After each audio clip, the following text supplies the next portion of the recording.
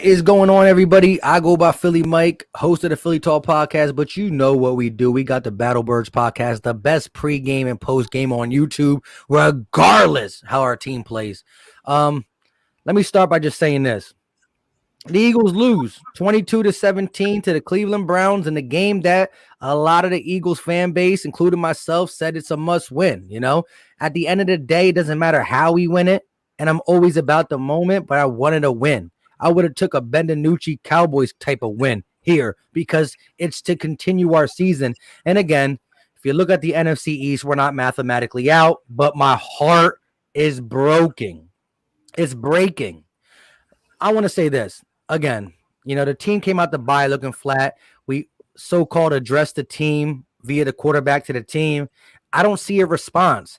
I don't see a response from the offense to Wentz.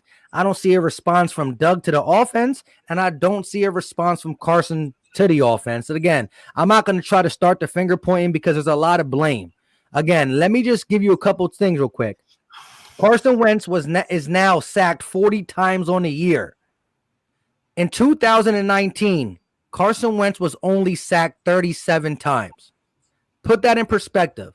Carson Wentz played 16 games and got sacked 37 times. He is now in game 11 with 40 sacks. Is that the reason why Carson's playing bad? Who knows? And at this point, I don't care. This team had to show me, and they didn't show me. Carson Wentz, more turnovers on the resume, whether if it's Alshon Jeffrey not jumping or him getting blasted while trying to check the ball down. And a lot of people are going to say about the Rager being open. I want to look at that on the All-22. The replay did show me like he was open, but again, I don't like to pass criticism because there's enough criticism that's going to get passed on this team before I judge. But let's just say this.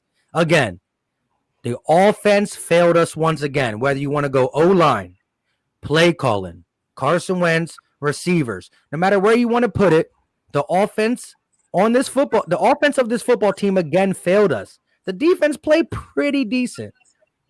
Go ahead, guys. Go ahead, Steve. What's good, everybody? Steve, K-City Sports. Hey, look, man. I thought the beginning of this game said it all. We put the ball in the running back's hands. We moved the ball. We had an unfortunate fumble. It sucked. Definitely in the red zone, not something you want to see. It bothers me, though. Mike, you said it backstage. How many times we run the ball in that first drive? Oh, yeah. We ran the ball 8 times on the first drive. Take that number into context, guys, for the rest of the game. Means there was only 13 other times we put the ball in the running back's hands in crappy field conditions. I mean, I'm so over Doug Pederson right now. I'm not going to lie. I see a lot going on here. The offensive line is just horrible. I mean, but the decision not to move Wentz. Dude, the first pick, man, he got lit up. I mean, he came off the read late. I'll give you that, guys. He came off that read late. He did.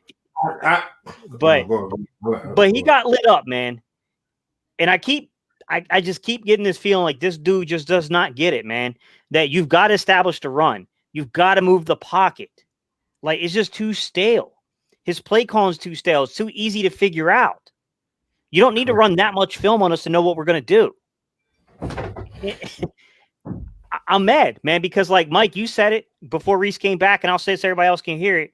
I agree with you, man. We are more than a quarterback away for you guys saying that it's just a quarterback. We are a lot more than a quarterback away from being a competitive football team right now. There is a lot going on at the surface, or under the surface, I should say. Like, this is just a bad performance, man. I don't even know what to say until I can see the film on this game because it's just too ugly to try to zone in on one thing right now. And real quick, before Fresh goes, the conditions were bad, so it's hard to grade. Like, if you're trying to grade individuals, it gets harder under conditions. That's why the strong football teams win in the rain. The tough, the mentally tough, and we're not none of them. So go ahead, Fresh. That. What's going on, man? You know what it is. It ain't Philly Fresh today. It's the general. Let me take hold on. Because y'all know what I'm in the general. I gotta put the hoodie on, man. You know what it is, man. Listen, let me tell you something. Doug Pederson freaking stinks. Lane Johnson was not good. But Peters, oh my gosh, how bad was he? Listen, let me tell you something. It's crazy that the little spurt that John Mailata came in, he was better than Peters. I don't get it. I understand you gave this man $10 million or whatever the case may be. But this dude, he don't got it. He's bad. He's horrible. And, shout out to you, Mike. Shout out to you, Gate City, for talking about the running. I don't get it. I understand that Miles Sanders fumbled. So the hell what? Because when Carson Wentz throws an interception, you still put the ball in his hands. Why can't you do that with the running game? It's so frustrating. Now, here's what I'm going to bring up that you guys didn't. I don't know if y'all feel the same way about this that I do. I don't know if the chat feel the same way about this. We got robbed. That pass interference on Fulgham in the end zone was heartbreaking. He did climb up his back. He climbed him like a monkey bar. How much clearly is a pass interference than that? And why is it that as soon as Baker Mayfield gets hit? Now, can we go back to the Baltimore game? I'm gonna bring in the perspective. Gates, Mike, the chat. I want y'all to follow me on this. Remember when Carson Wentz was running with the football? He got hit. He was trying to turn his legs up to get more yardage. They ripped the football up. They called it a fumble. They did not stop. That forward progress was trash. It was too much of a bang bang. Hold on, Mike. Let me go. Give me my second, man. Let me go. I'm sorry. Appreciate you, guy. Listen, when you look at it, Baker Mayfield got hit. Not even a second later, they blew the whistle. What? And he fumbles the football. That was so deeming that like when you're a defense, because I don't play defense, I play linebacker. When you are a defense and you see that, it just hurts so bad because it's like, dude, and then you can't even challenge it. It's an unchallengeable play. And then they go on and score a touchdown. Now the defense should have held up, but I think the defense did a pretty good job being in that predicament. Now, when a defense turned the football over finally, what did my man Carson, number 11, Wentz do? He gave you a touchdown. Instead of starting at his 9-yard line. Let me tell you something. Greg Ward, he needs to not bring back punts ever again. I'm tired of seeing it. His decision-making on special teams is horrible. It's time, and yes, I am going to say this. I know Philly Notion probably is not in the chat, but I am going to say this. It is time to bring up Killings to field punts. Why? First of all, it's not only that he made bad decisions with the football or not catching the football. It's the fact that I seen him catch a punt. Nobody's on the left-hand side. He runs straight to the, why? You're not a magnet to the defenders. Why are you running to the defenders? Run outside. Once again, bad play calling. Once again, bad situational football. Once again, putting the quarterback in the offense behind, I ain't gonna say behind the sticks, but putting them in the other team's red zone. You know what I mean? And the safety. I know people going to grind Carson Wentz up saying he should have got rid of the football. But you want to know why he didn't? Nobody was that hell open. Now, maybe he should have threw it away, but can't in the pocket. It would have been a safety any damn way. Correct. You got, yeah. Go ahead, bro. I'm done. I just want to say this real quick before we get into some more deeper thought, interact with the chat and all that. Look, this was a game that we just needed to see something, not from any individual players. If you were looking for Carson Wentz to have a breakout game, if you were looking for Doug Pederson to have a breakout game, no. We were just trying to secure the win. When you play a football game in ugly weather, it's that grinder type game. It's who wants it more, who plays cleaner. The field position matters more when it's raining a tsunami. If Carson Wentz is throwing these passes in bright, shiny days in California, it's a lot different. And I'm not going to give Carson an excuse. As you guys know, Philly Fresh grinding me up for being a little bit harder and saying Baker had a better season so far, who had 0 touchdown passes in this game, and he's dancing. He's dancing because we are set up to lose. Look, I said this, and Gate City elaborated on it real quick. 8 runs in the first drive. If you look at the Philadelphia Eagles running back situation, you got 16 carries for Miles Sanders, and you got 5 carries for Boston Scott. That's a total of 21 carries. If 8 carries came on the first drive, that means the rest of the first quarter, second quarter, third quarter, and fourth quarter, and guess what? You're like, fourth quarter, we can't run. There was times in the fourth quarter where we were down by 2. 2. A 1-possession game. And we ran the ball because we all can do math. I'm a little drinky, but 13 more times. Unacceptable. This offense is unacceptable.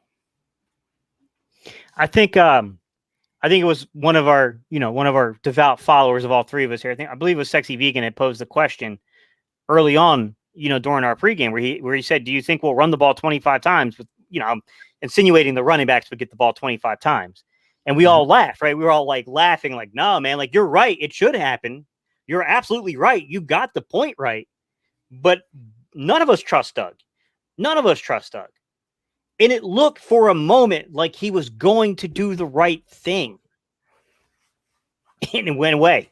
He went away from it, man. Like, I'm so frustrated right now with Doug, man, because I know that Doug can do some things really well, but I don't feel like it's play calling right now. I don't feel like it's designing a scheme right now. I feel like he caught lightning in a bottle one year. He had the right coaches in place alongside of him to catch that lightning. And I'm not sold on the fact that it's all here right now. And that is, I agree with that. Mike, I'm almost to the point where does Jordan Howard get into Philly yet? Because I'm about to drive from North Carolina to go pick him up. Make sure he gets in there nice and safe. We need an attitude adjustment. We need somebody who can set the tone on this football team. Yeah, but as Fresh was correct going me to say, if I'm wrong, Fresh and Mike. Do we not look soft out there? Super soft. I ain't gonna say we looked at super soft. I think the defense came to play. I ain't even gonna lie to you. It got kind of shaky in the second half, but that's gonna happen. Like, I felt as though Cleveland did a good job of trying to wear your football team to go ahead and get at your super Yoda. Go ahead, bro. Real quick. Jake Hill, shout out to my guy. Had that courage, had that, energy in the pregame and picked us at the end with a super chat. Shout out to you, my guy. $2 super chat. Y'all blaming this on Doug as a cop-out. I'm going to let everybody answer this. I just want to say this to Jake Hills. Look, Carson had his share of blame in this. But again, as the leader of the football team who can call the plays in a pouring down rain game, listen, you see time and time again, how many times have Tom Brady and the New England Patriots win a rain game in Gillette where he throws the ball 15, 20 times? You know what I mean? How many times does that happen? You got to call around the stuff. And Miles Sanders, it wasn't no 6 yards per carry at the end of the game, but when we finished this game, Miles Sanders had 4.1 or 4.2 yards per carry, and Boston Scott had 4.8. And again, 8 back-to-back runs. I don't want to be a broken record, but when you do that in the first quarter or the first drive, and then you only establish 13 more runs, and it's raining, let me ask you guys this. We were shutting down Cleveland Browns run. Mm-hmm. We ran the ball better than Cleveland, but I bet you they got more run attempts. Now, I don't know this.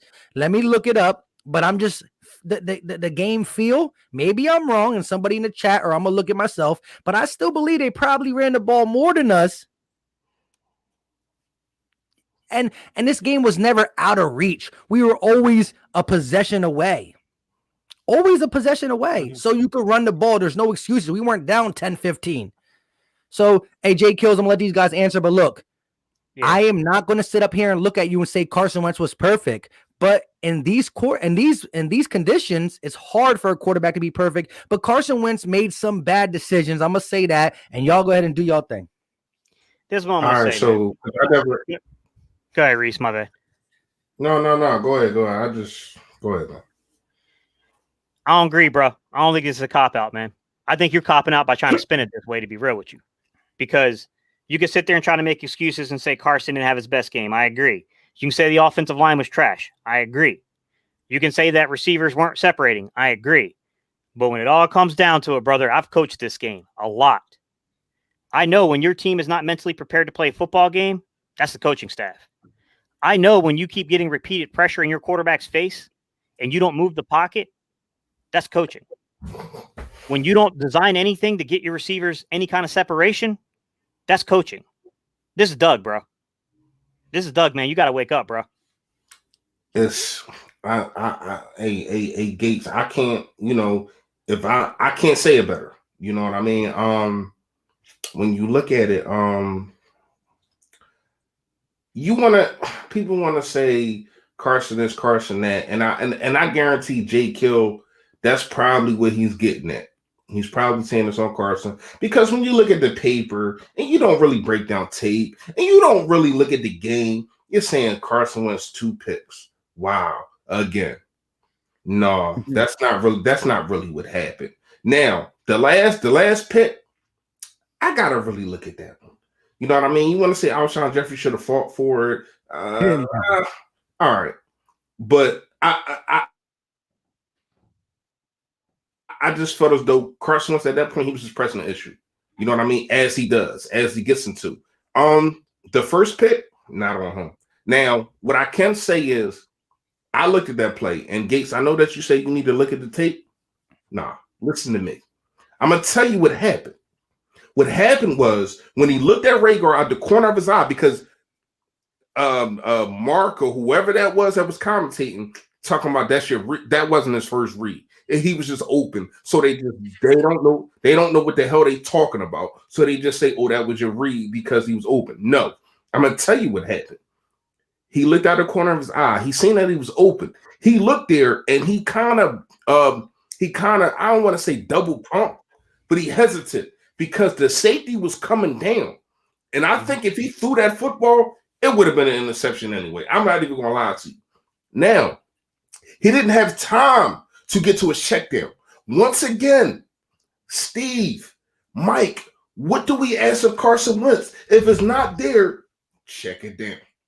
He tried to check it down, and he couldn't do it. He got hit from behind. Like, I just need people to understand what's going on. It's just not the quarterback making bad. You know what I mean? And once again, I know people say that I'm a Carson Wentz, not supporter, but I'm a Carson Wentz, whatever. Apologist. They like to use apologists. Yeah, cool. I don't give a damn. I'm looking at football. When Carson Wentz is wrong, I say he's wrong. When I feel as though he does something wrong, I say that he's wrong. But in that instance, I don't feel as though he is. Now, the second pick, from right now, I'm going to put it on Carson Wentz. I'm not going to put it on Alshon Jeffrey. You know what I mean? I'm going to put that on Carson Wentz. But I thought as though he was trying to press, and he just wanted to score. And once again, he's put in a bad predicament. He's put in a bad situation. And what I was saying before, Mike was talking about the super chat. I was basically saying is I don't think that we were soft. I thought as though the defense came into play. You know what I mean? I think the offense was soft and not running the ball. We take over from the head coach. It's a grinded out type game. But real quick, hey, I just want to say this, Philly Fresh. I actually think it's opposite. I think I think actually Alshon didn't even jump. So regardless, why you throw a jump ball at the 5-yard line, if you're going a jump ball, it better be in the end zone, blah, blah, blah, blah, blah, blah. But it comes down to, I do think that Reagor was open. I think Reagor was the read he was supposed to hit, and I think he checked it down because of the pressure. But again, once he made a decision to check it down, whether it's the right decision or wrong decision, anybody getting smacked is going to have the ball fly not where they want it to. I just think that, man, pull the trigger. And yeah, Sendejo did come down, I think, a little late, but I want to get Gates' take on that. But real quick, shout out to Gang Green with the $4.99 super chat. You can't succeed in the pocket if you got 1 second to get rid of the ball. And also, if the receivers can't get no separation, what can Wentz do? Thanks. And that was a lot of listen, the game was ugly all around. And you know why it was ugly?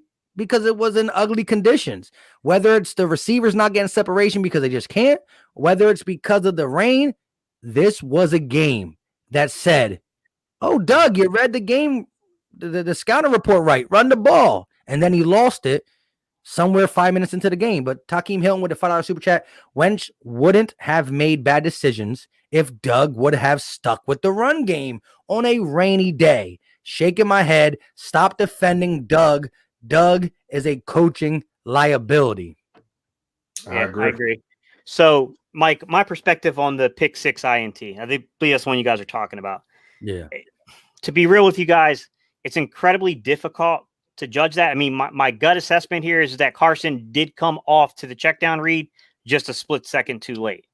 But when people are saying things like, well, the Reagor route was open, it may have been, I won't know until I see the all 22 and I can really see what's going on here. But unless I can get in a room with Carson, Doug, and Press Taylor and sit down and walk through what the progressions are on this play, because that's the thing that these guys love to do. Oh, this was wide open. Tell me the progressions first, guys, because you're jumping the gun. It can come open, but if it doesn't come open in the window of time where the progression is, it doesn't matter. That's the problem. Now, I can't really say until I know the progressions. That's the issue. Like sometimes it's really obvious to see the progressions. Like there was one play where he got lit up, another play he got lit up, and it was clearly a sail concept. They're running a sail concept. They had Reagor going vertical. They had someone coming across on the actual sail route, and they had a player releasing in the flats. And Cleveland dropped back into a zone coverage and had it completely covered. That was on a safety? That might have been the safety play, actually. That might have been it. But like that's on Doug, man. Like you can't keep scheming the same thing over and over and over again. Hey, you absolutely right, Gates.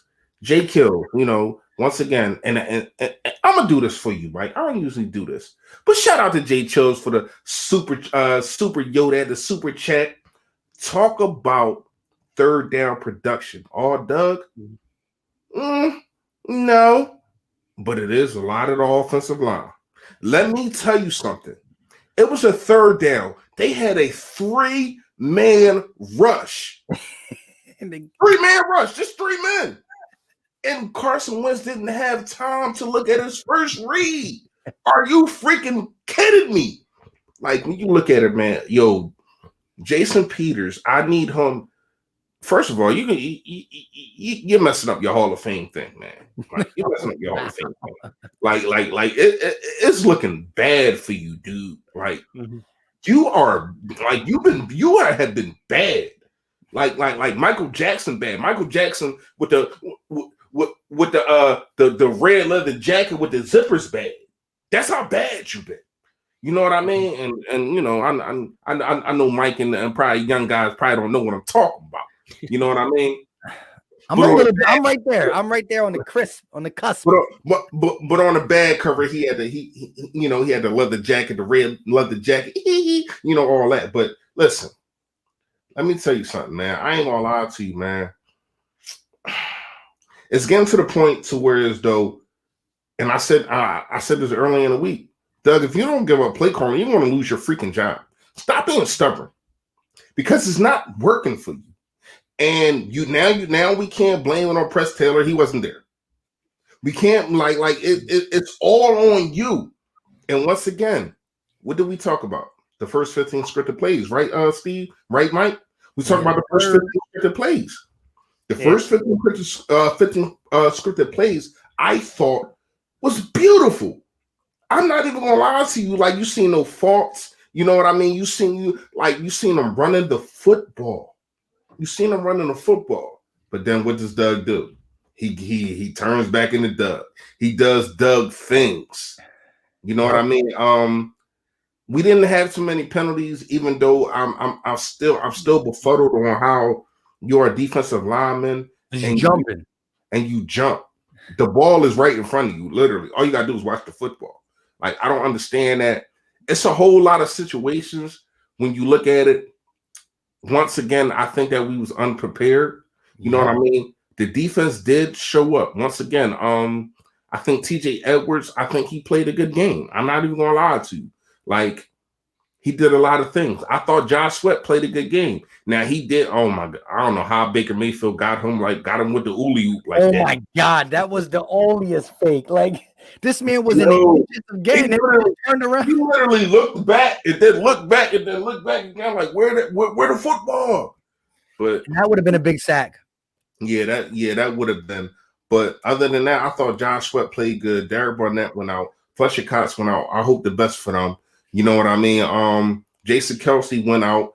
And I want to give y'all. I want to hear y'all take on this. How do you feel about Jason Kelsey just being stubborn and saying, "I'm not going in the tent"? You don't have nobody on the sideline and say, "Dude, get your behind in the tent." These are elite, because we can get fined. Well, not we, but the Eagles can get fined for things like that. You have to, if we're telling you to go in the tent, you have to take your behind in the tent. And for you to walk up and down the sideline and say, "I ain't going in no tent." Dude, who the hell are you? Like, I just feel as though these veteran players that was here when we won a Super Bowl, they just got too much clout. And that's a problem. We are always going to be soft if you let these players do what they want. It should be no reason why Jason Kelsey is not listening to the staff. You are a player. You are my employee. If I tell you to pick up trash, you do it. Like, I don't get it, man. I want y'all take on that. Real quick, let me get to this and I'm gonna let Gate go. Eagles body bag, appreciate the $5 super chat. He said he was open. Lane didn't pick up the blitz. He let him through. I'm a little bit off what we were talking about because of it, but listen, there was a lot of times that the blitz was let go. So look, real quick before Gate goes about that, I want a big picture thing. Look, week 16, 2019, when you tallied all the sacks on Carson Wentz, who played the whole season, it was 37. Week 11, tally them up, it's 40. Bro, just put that in perspective. We're 5 games less with more sacks. Go ahead, Gate. On what Fresh was saying. Sorry, Fresh. Can you repeat that again, man? Your question, no, just a question. I'm as a culture standpoint. I've been in tough locker rooms. You know what I mean? I've been in the situation to where though coach don't play that. You know what I mean? You do what the hell I said, and to have a guy like Kelsey just say, "I'm not going in a tent," nationally, and people looking at it nationally, that's soft when it comes to your coaching staff, trainer staff, whatever the case may be. You cannot let that happen. Dude, get your behind in the tent. You are an employee of the Philadelphia Eagles. If we tell you to get in the tent, you have to get in the tent. Yeah, I'm pretty sure some of it's got to do with frustration, but I definitely think you're onto something, Fresh, just because we all know Doug's not really like that. He's not that like disciplinarian type coach, really. That's he's more of the players kind of guy. There are some issues with discipline on this team. Like, there's no doubt about it. Like, we're constantly jumping off sides. We're constantly having we're constantly having legal formations. We're having, false starts coming on us, like just simple stuff that you should be able to clean up, man. You shouldn't be 12 weeks into a season still having these kind of recurring issues happening. So, I mean, there's certainly some discipline issues going on there. We can get into, is that creating some of the stuff we're getting into? Like, I saw Jalen Williams put a comment up in regards to third down. And he said, everyone wants to talk about, was that Doug on third down? the question you need to ask yourself is why are we facing so many 3rd and longs? That's a pretty good question. Like, this is one of the reasons. Go ahead, just read that stat real quick, and then we get it. Browns running backs 33, Eagles running backs 21.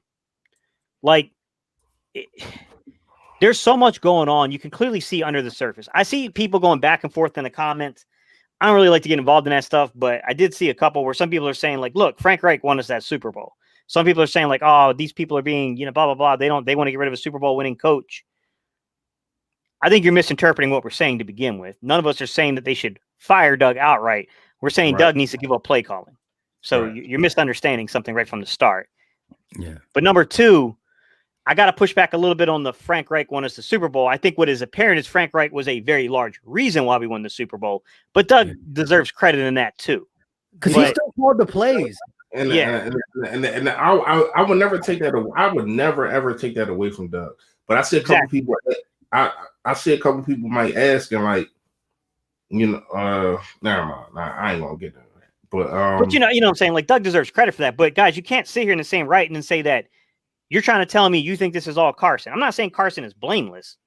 Like Carson deserves blame here. Carson has not been good this 2020 season. But this is a lot of system-based issues. Hold up. Has he been better than Baker Mayfield?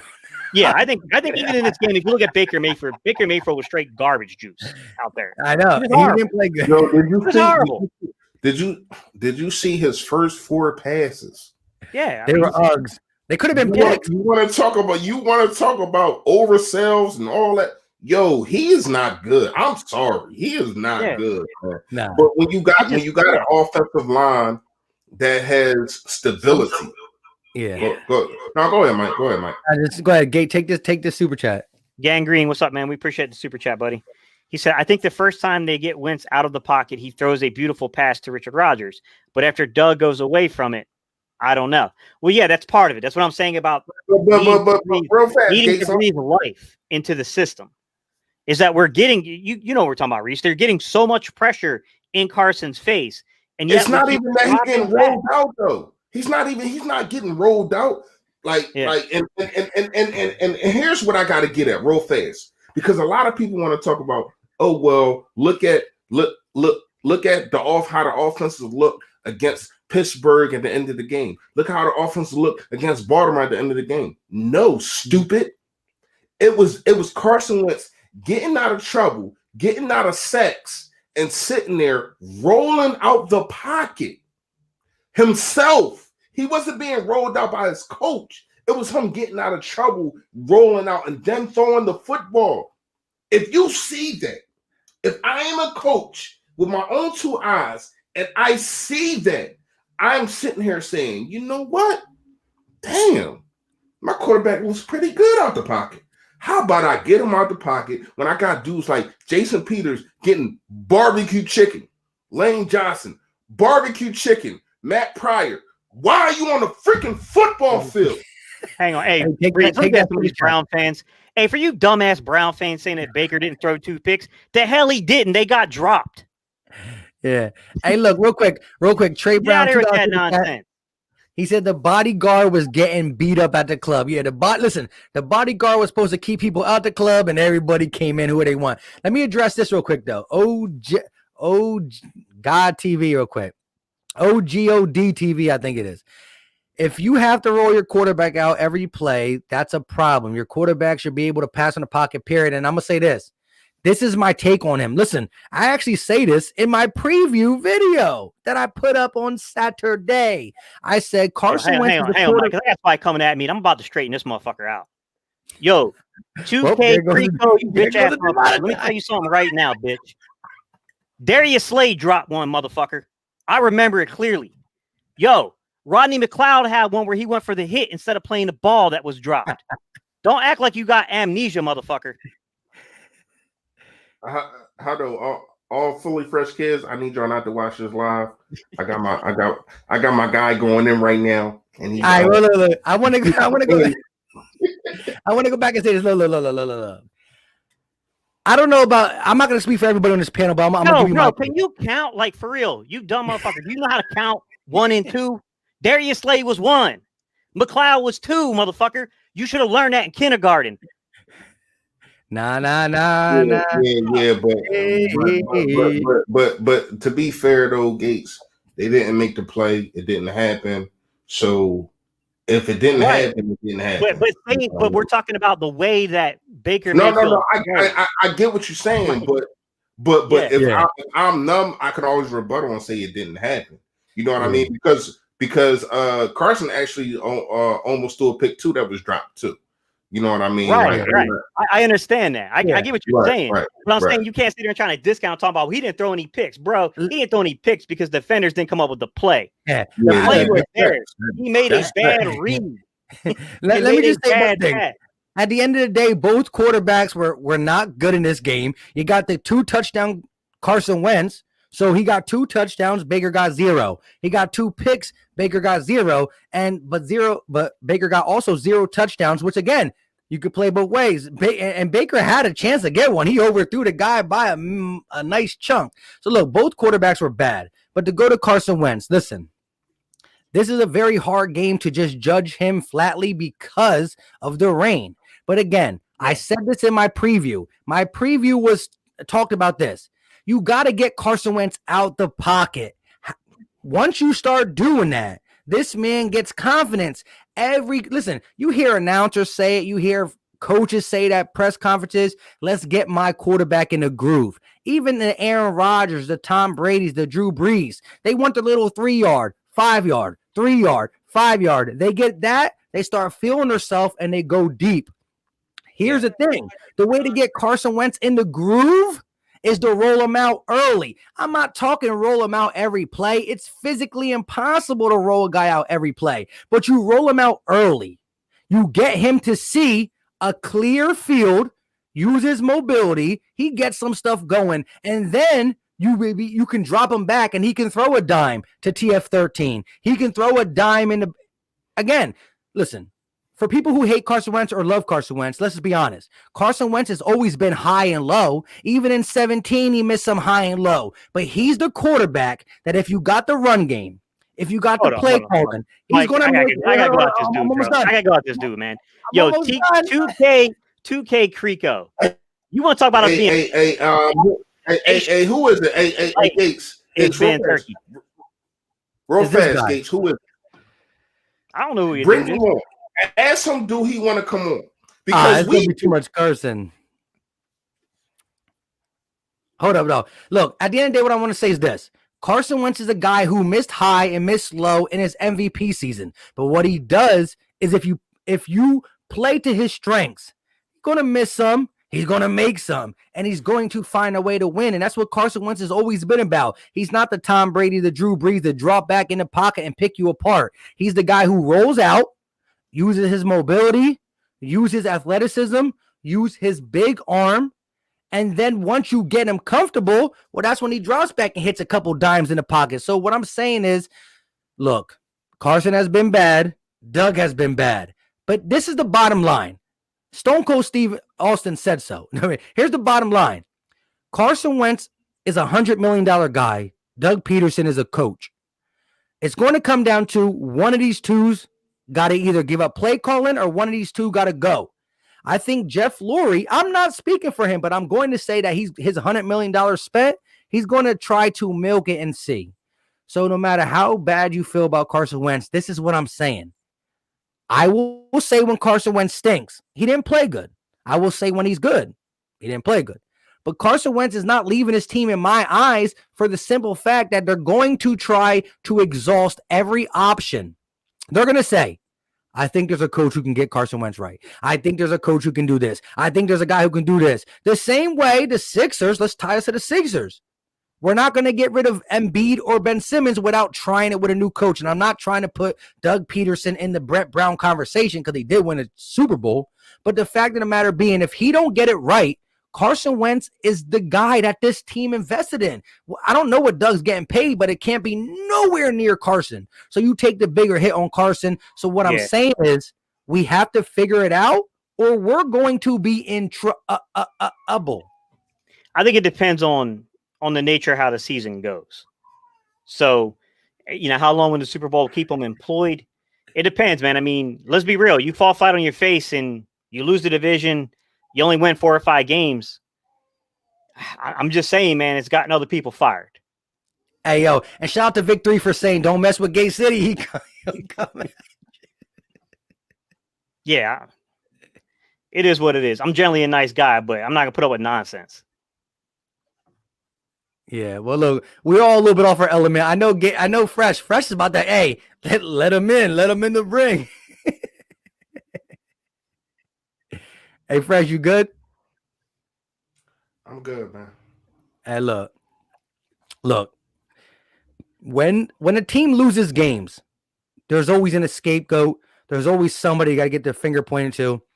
And look, I know other people on this panel feel differently, but I believe it's a consistent effort from the quarterback and coach that we're not seeing. Some games it's Carson, some games it's Doug, some games it's Carson. And again, if you look at the chain of command, Doug Pederson is the leader. So here's the thing.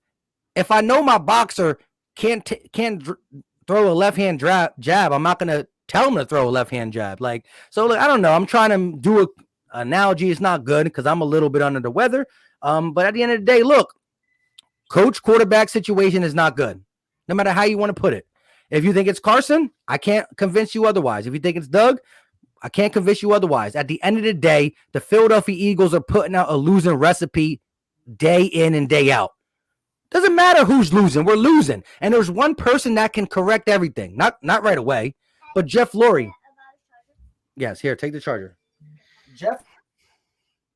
I don't know, but then what point do you implode it, though?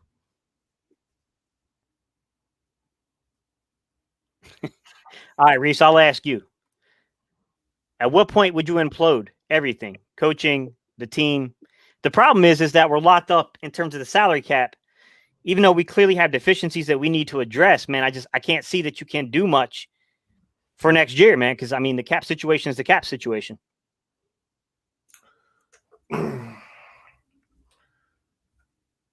Gates, I ain't gonna lie to you, man. Like, it's one component to me, I think, that can switch this whole thing around. The whole thing, everything that's going on. Doug just got to give up play caller. I don't care if it's Deuce Staley. I can't hear you, Mike.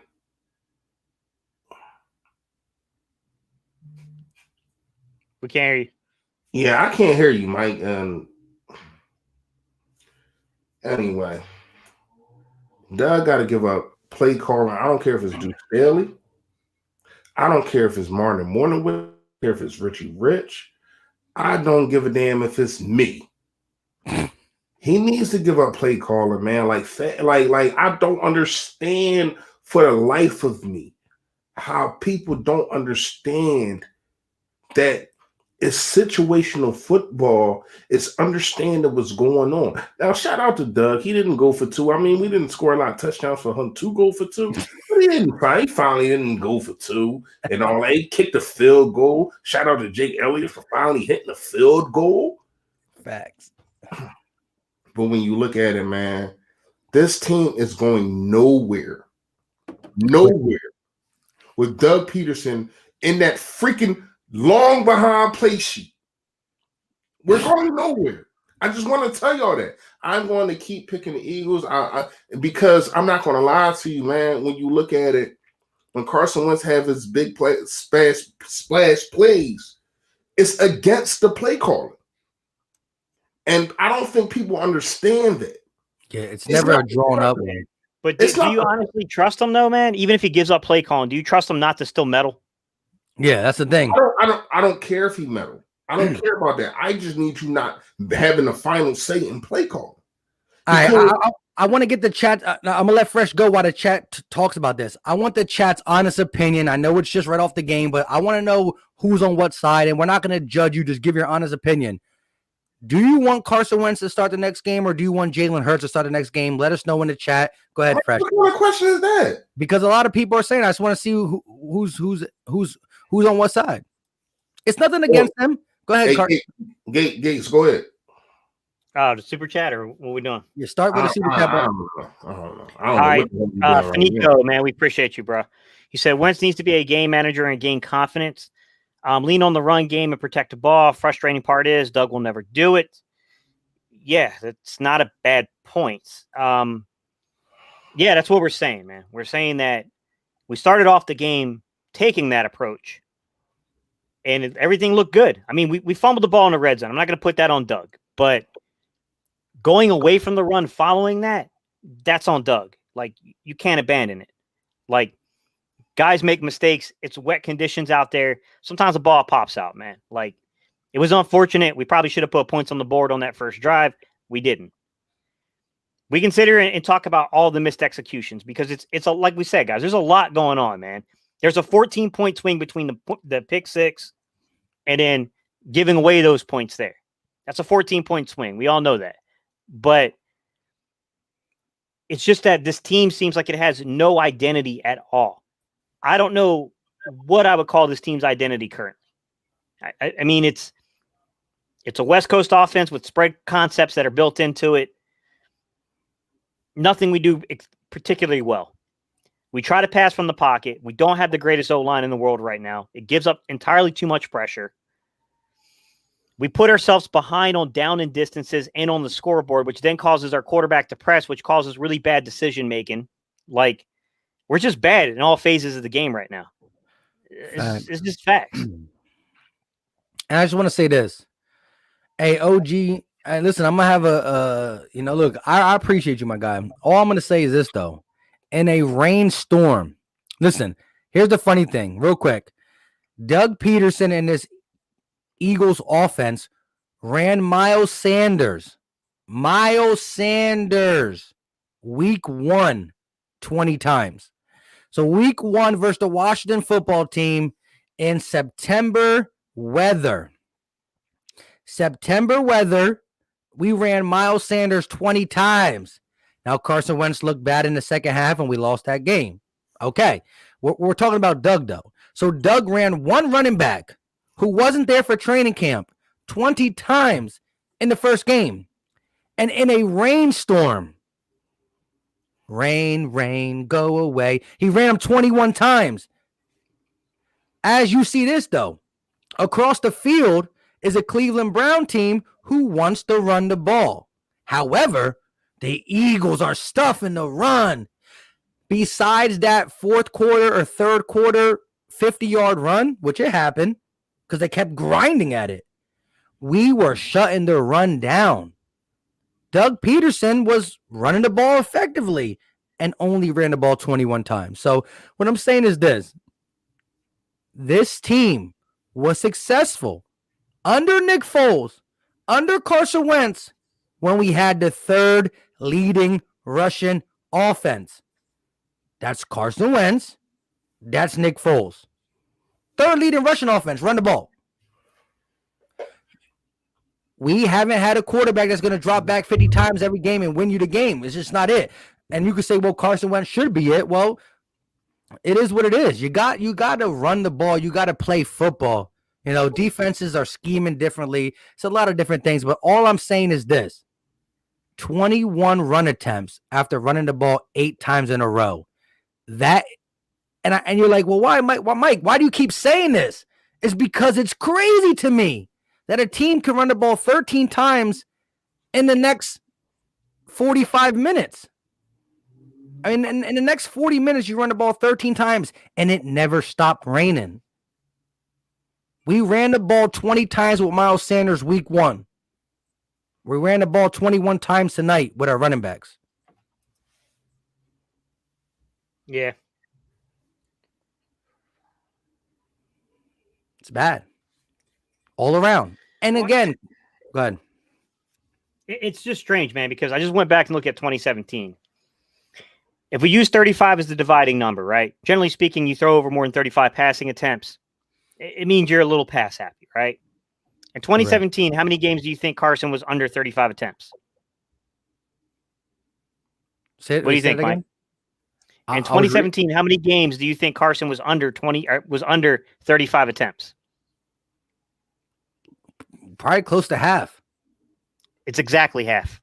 Woohoo! And I didn't look at it. Let's go. Yeah. Like, it boggles my mind that what worked when he was playing at that level, it seems we've gone away from it. And the obvious things in the room is that's when Frank Reich left. That's when John DeFilippo left. That's when Press Taylor got moved up and elevated. It's when Doug took over this weird leadership role within the coaching, right? I know we can say like he's not really much of a leader, Gate. I get that, but you don't have a Frank Reich there. You don't have a John DeFilippo on your staff anymore. Now you got really young guys filling in those positions, like those areas. Like Micro had never been an OC before. You know what I'm saying? Outside of college. I mean, college, sure, but I mean, at the professional level, he'd never been an OC before. You know, look at Press Taylor. Press Taylor had never been that. Carson Walsh as a wide receiver coach. Like, you can see as the dominoes fall what's going on here, man. Hey, look. I mean, look, we're not going to be able to convince other people their own thing. Look, the fact of the matter is this: we are all Eagle fans, so let's stop hating each other and come together. But as Eagle fans, we got to accept that this team is not good. Whether you want to say it's Doug or Carson, I am directly in the middle. You got some Carson people, you got some Doug people, and I'm like, both you guys, step into my office, as Fresh would say. I'm not going to fire him, but I'm going to step him into my office. But look, at the end of the day, as Gate City laid out, we were third in rushing in 2017. Carson Wentz only threw the ball 35 times plus 8. Well, no, he only played 13 games. So it would have been like 6 or 7 times. You know what I'm saying? If you check how many times Carson Wentz threw the ball 35 times this year, it's probably every game but 1 or 2. So again, we're putting more on his plate with less around him. And when I say less around him, I'm not talking about the skill players, which you can debate that. I'm talking about the offensive line. But here's where I draw the line. I believe in Carson Wentz so much that even if he has a game where it's a C, I'm a little down on him. To me, Carson Wentz got to be the superhero, and it's not fair to give him that, but that's where I'm at, and that's where everybody's at in the chat, where it's like, if he's not Superman, well, he's not good. But again, when you lead the league in turnovers, you're going to get some criticism. Go ahead, read the super chat. One of you guys. Go ahead, Gates. Fresh is all right, what's up, Jalen? Appreciate you, man. All right, Jalen say in 2018 and 2019, Carson has the most 10-plus touchdown play drives. He has been the surgeon with no running game and no deep threat. Ask yourself what has changed. Yeah, well, I mean, we can also point out that that's a lot to ask a quarterback, though, to keep driving the field. I think Reese did a pretty good job last game, kind of pointing that out. You can't keep asking a guy to drive 90 yards, and that's a function of all 3 phases of the football game, which is, let's be real, guys, our special teams is bad. Even with a blocked field goal attempt, it's bad. It's just not good. It's all 3 levels of this football team it leaves a lot to be desired. And Mike, to get to your point, what you were saying earlier, I just looked it up for you, not counting this game because they don't have a log yet, but 6 games on the year, he's had more than 35 attempts, 2 games under 35 attempts, and 1 game at exactly 35 attempts. So again, the Super Bowl recipe where everybody was like, Carson, you the man, 50 grand. He had a run game, and he had a coach that looked at the game, looked at the team we're playing and said, go ahead, Jay Ajayi. Go ahead, LeGarrette Blount. And if you're like, well, we don't have that. Miles Sanders is the every down back when he's on the field. He hasn't been on the field, so there's a lot of problems. And that's exactly what I'm saying. We're not a quarterback away. I am not excusing Carson Wentz's play. But we're Carson Wentz, Doug Pederson, offensive line, and you can give a little bit to the receivers. We are a offense away. If you take this defense and just substitute the whole offense, the Eagles might be pretty good. Hey, I don't know what to say, man. I'm over here. Listen, I've been talking since 11:30, bro. At the end of the day, the Eagles lost the game. We got to be better. Changes got to happen. So, go ahead, Fresh, read this super chat. I know you just get back into the game. I know it's Go ahead, Gates. All right, man, I got it. All right, Preston Horns, what's good, man? He said we need to start with Howie. Howie missed DK, CD. We won a Super Bowl. If you are an Eagle player who doesn't believe in the quarterback exit, look, man, I'm not going to blame him on the CD Lamb stuff. Like, he fell in Dallas's lap, man. A lot of teams passed on CD Lamb. I also don't think that CD Lamb makes this team any better than what it is right now, to be honest. I get your point about Howie Roseman, though. It's a fair point. Howie hasn't done the greatest job assembling this roster. I thought, Mike, I think you and I were talking backstage a little bit. I think you had mentioned about, like, you know, he really put it on the line following 2017 to try to build this new culture, right? This new norm. And it failed. The new norm didn't take hold. Like, we went after a lot of free agents. We did a lot of things, and we paid a price. And it didn't work out. We kept guys way past when we should have kept them. Darren Sproles, Jason Peters. Like, we kept guys too long. We went for it. It didn't work. And now we got to figure out a way of rebuilding by it. And Howie missing simultaneously in the draft hasn't helped. Yeah, that's true. Let me tell you something. Let me tell you something, Gates. The way that we won the 2017 NFL Championship, Super Bowl, whatever, is not the traditional way that you do it. We had incremental pieces that we brought in that played lights out. Mm-hmm. These wasn't guys that we drafted. These wasn't guys that were signed to long-term deals. These were one-year guys. Your Patrick Robinson, your LeGarrette Blount, your Torrey Smith. You know what I mean? Even Alshon, he was a first year. He was only 1 year deal until they signed him again. So everything was a 1 year thing.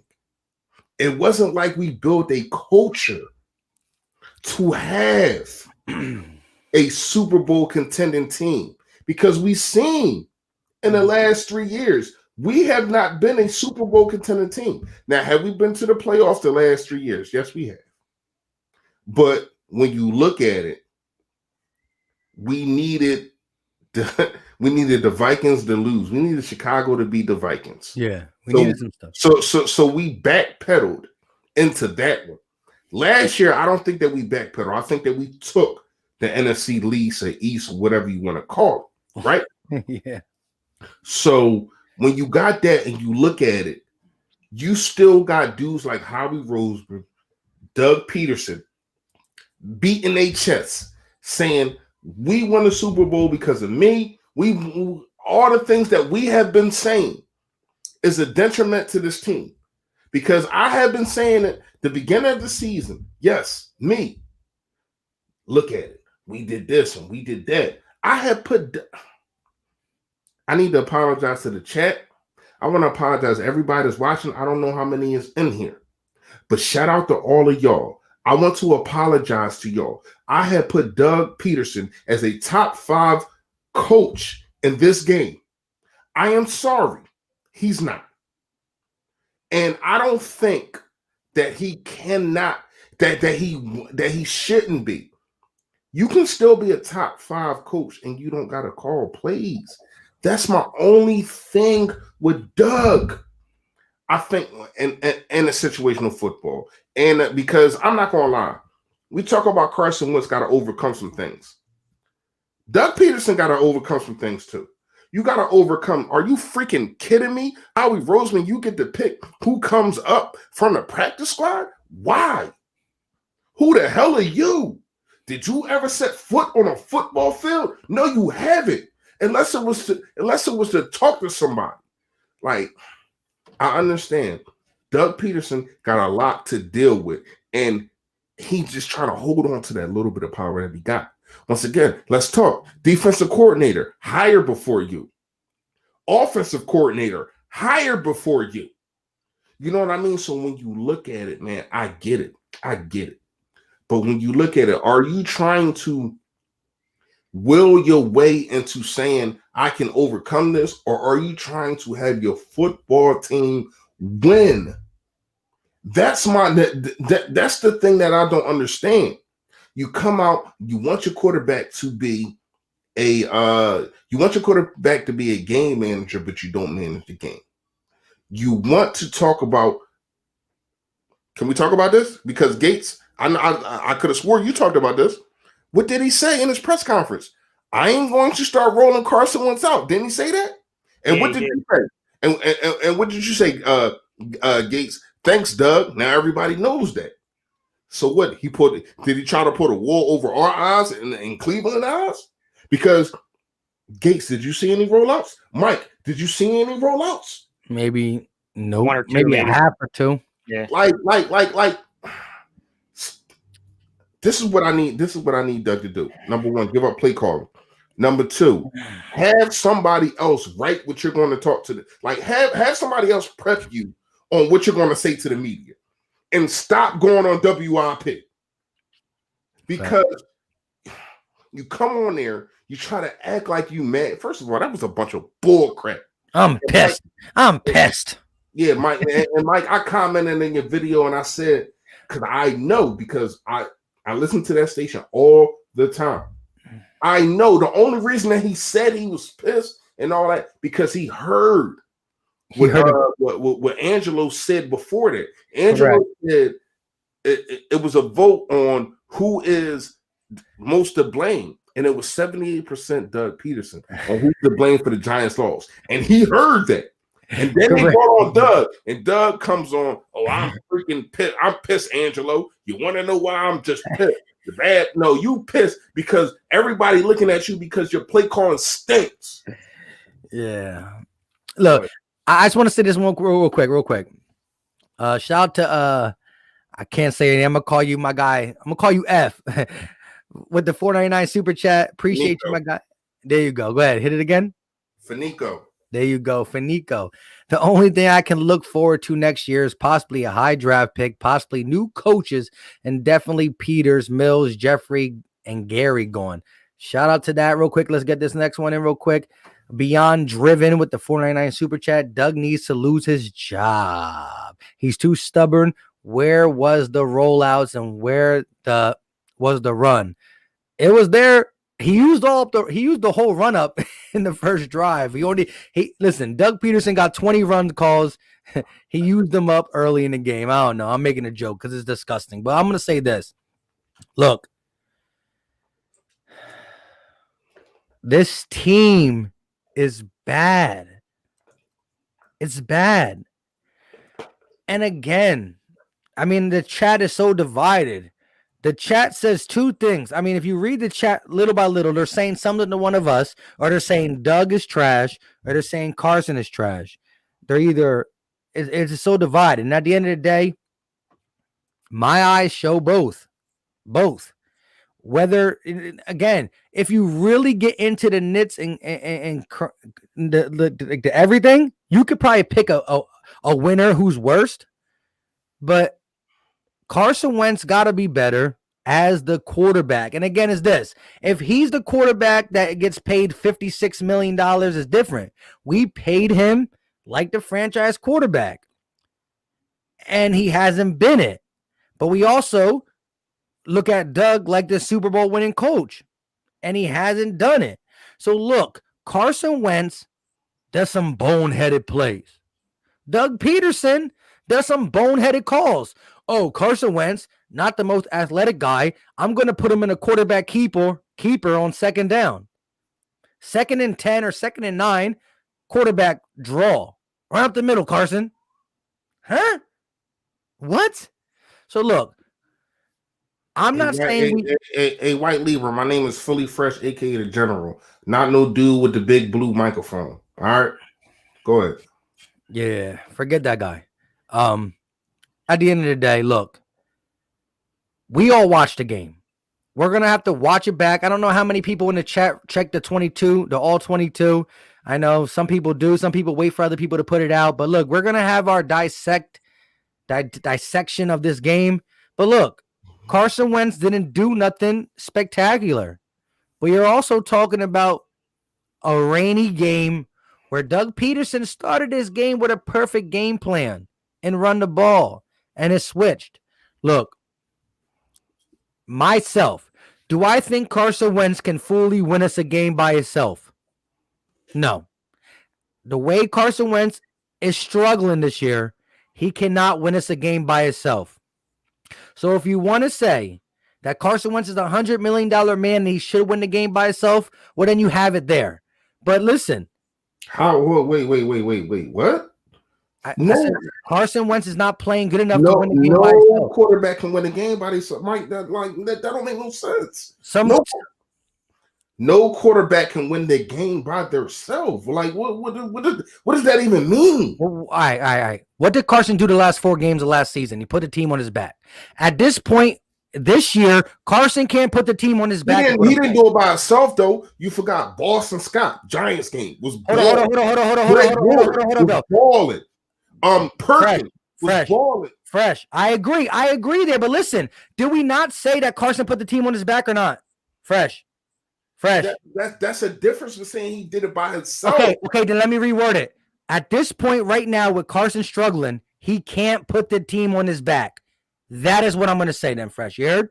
The way Carson put the team on his back last year, he can't do it this year. But that's not to discredit Carson as a player. We need to just be better all around. Fresh, can Carson at this point put the team on his back? Again, like against who? Like what do you talking about for this stretch? For any game going forward. The Cleveland game. Did he put the Giants game?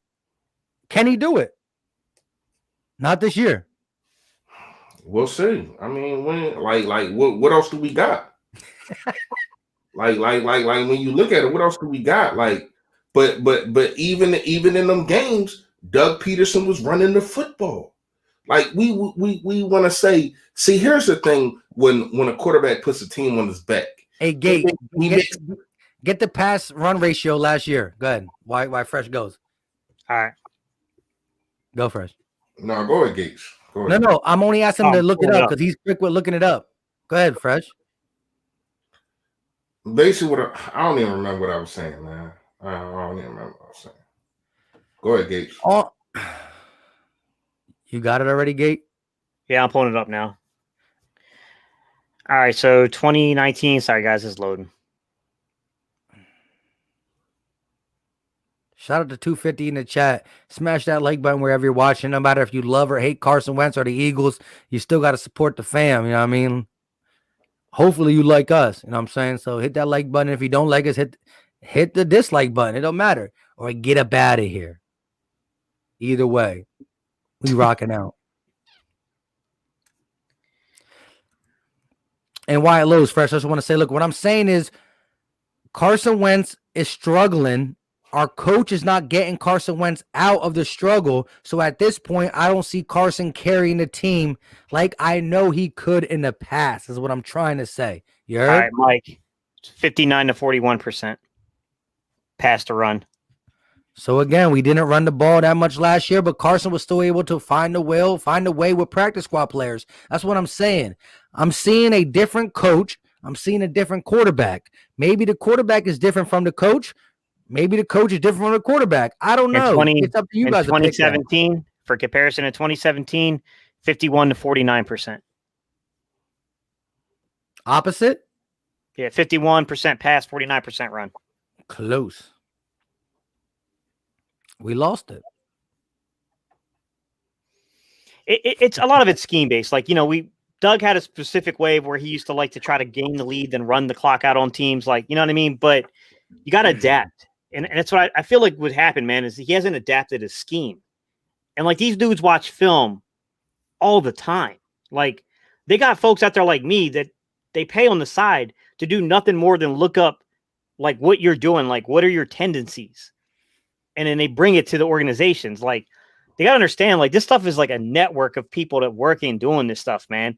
We even hired a guy. We hired Brenner to do this. That's what he does. Hey, look, I don't know how much longer you guys want to go, but at the end of the day, shout out to Eagles fan keeping it real with the $4.99 super chat. Howie is going to make moves. Hello to Lincoln Riley. head coach next season. Wow. Going to a head coach from the college ranks. Look, all I'm going to say is this. I want the chat and Eagle Nation to stop blaming individuals and start just saying, we stink. We stink. I mean, and when you really look at it, you can say we stink because of this or that and this, but at the end of the day, we are now 3-6-1. Y'all got anything else to say off the 3-6-1? We are what the record says we are. I mean, we're a 3-6-1 team. I mean, we've played like one. We kill ourselves a lot of the times. We get better with the execution, but I'm gonna be real with you. I think we have to shake up the scheme. I don't think it's going to get any better this year, guys. I don't have any faith it's getting any better this year because I think you're going to need time to implement a new scheme. I think they need to reconsider giving other people like ability to call plays. Like, I mean, look, I'm not trying to pound the drum on different things here, but like Deuce Staley probably deserves an opportunity to be incorporated into play calling here. I'm just going to be real. I don't know why we don't take a committee approach. Deuce Staley is probably, besides Jeff Stoutland, the next guy with a lot of coaching experience in this league. You look at a guy like Press Taylor. I mean, he's green. He's a green coach. I mean, the dude's green. He's inexperienced. You know, Aaron Moorhead. I think Aaron Moorhead is something special. I think he's good, but he's young. He ain't had a lot of time. He ain't been here that long. Correct. Like, I think there should be more of a committee approach. You brought in a guy like Rich Grandrello. He's been an OC before. He's a long-term coach. He's been a quarterback coach. I don't know what we're paying Marty Morningwig for. I have no clue what this guy's getting a check for, but he's getting one. I mean, something's got to happen here, guys. Hey, Fresh, read the super chat and then elaborate on this or your just last thoughts, because I think we're pretty much ready to wrap it up. I get Wentz next year, but only with new coaching and GM. If he stinks it up next year, then we gotta cut our losses and move on. So he's saying Wentz deserves the second chance, but we need some new coaches. What you got? Anything to say about that? I mean, he's entitled to his opinion. So with that being said, Skip Bayless said Andy Dalton is better than Wentz. Ha ha hoo hoo. Who cares about Skip Bayless? Go ahead and give us your last take on this game. Give us like a little something. What do you your Eagles wrap up or whatever it is? I don't know. Go ahead, Gates. I mean, there's a lot of issues on this team, man. There's a lot of roster turnover that has to happen. I like Jalen Hurts as a player, but taking him in the second round, it was a huge mistake, especially the way that they've been trying to use him. Like, there's a waste to pick right now. Davion Taylor, I like the kid, but you're not using him. You're basically saying he doesn't have the experience to play, but you took him in the third round. You compound those picks when you had needs on this football team, big needs on this football team. It's a problem, man. This stuff's a problem. It's compounding, man. All this stuff keeps compounding here. There's a lot of personnel shortcomings here, right? There's a lot of stuff with the design in the scheme. I ain't going to sugarcoat it. Like, Carson has played better. He's had way better stretches than we've seen this year. He's not been good this year. He hasn't. But there's a lot of extenuating circumstances that make it really difficult to try to diagnose and do that. Like, you got to set this man up for better field position than he's been getting. And we've got to put him in better situations. It just feels like the way they're approaching him is like you're trying to fit a square peg in a round hole. That's what it feels like. We're trying to turn him into Alex Smith, and that's not who he is. That's what it feels like. Yeah, I kind of agree.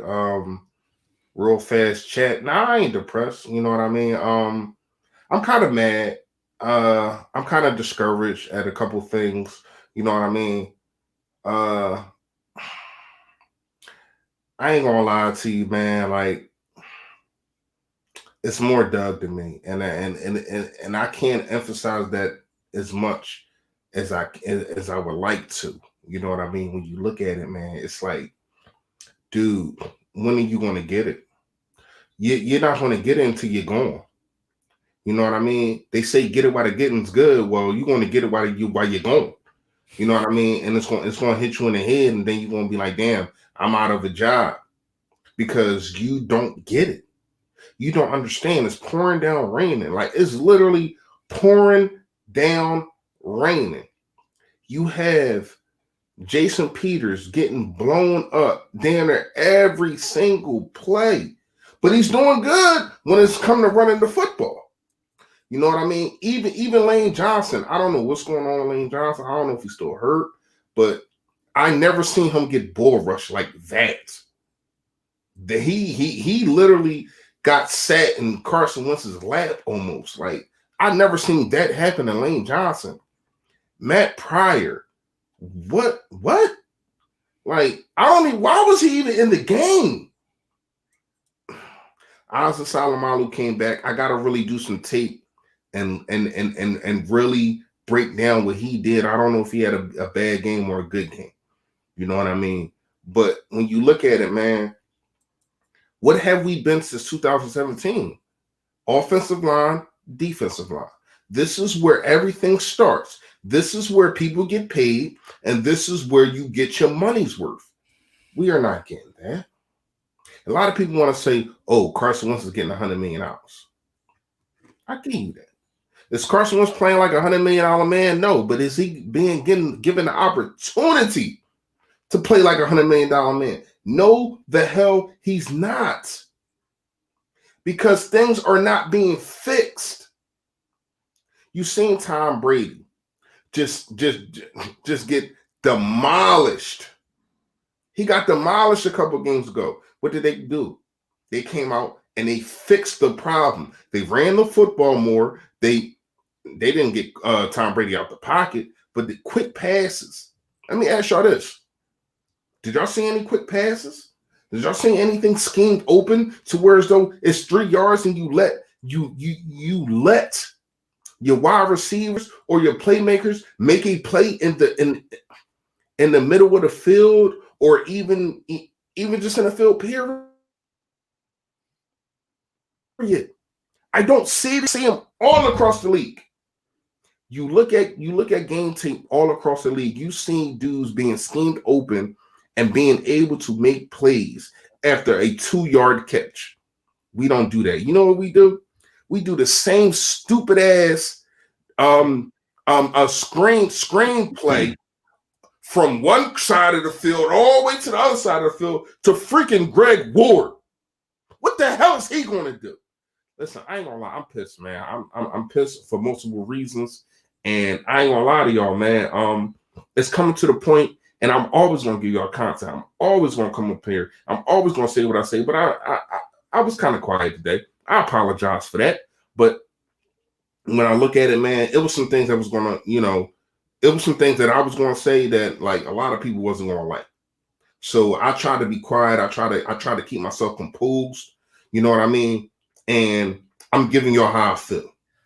I feel as though right now the Philadelphia Eagles freaking stink, and it's because of Doug Pederson. And it's nothing that like if you want to give a freaking ranking, man, fuck that, man. You want to give a fucking ranking on Doug Pederson? Let me tell you something. He's at the top of the list, and it ain't nobody close. Doug Pederson. If it's 100%, Doug Pederson is at like 80 for me. I'm so pissed with this dude. I'm looking at it. I don't understand why you don't see what we see. Everybody says run a freaking football. Everybody says it. Everybody says run some screens. Everybody says everything don't gotta be up and out.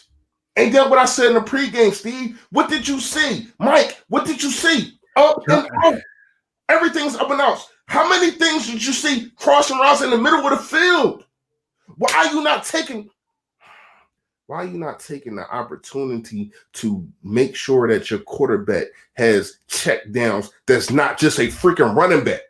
You don't have to be a running back to be a check down. You can have a check down in the middle of the field. Did you know that, Doug?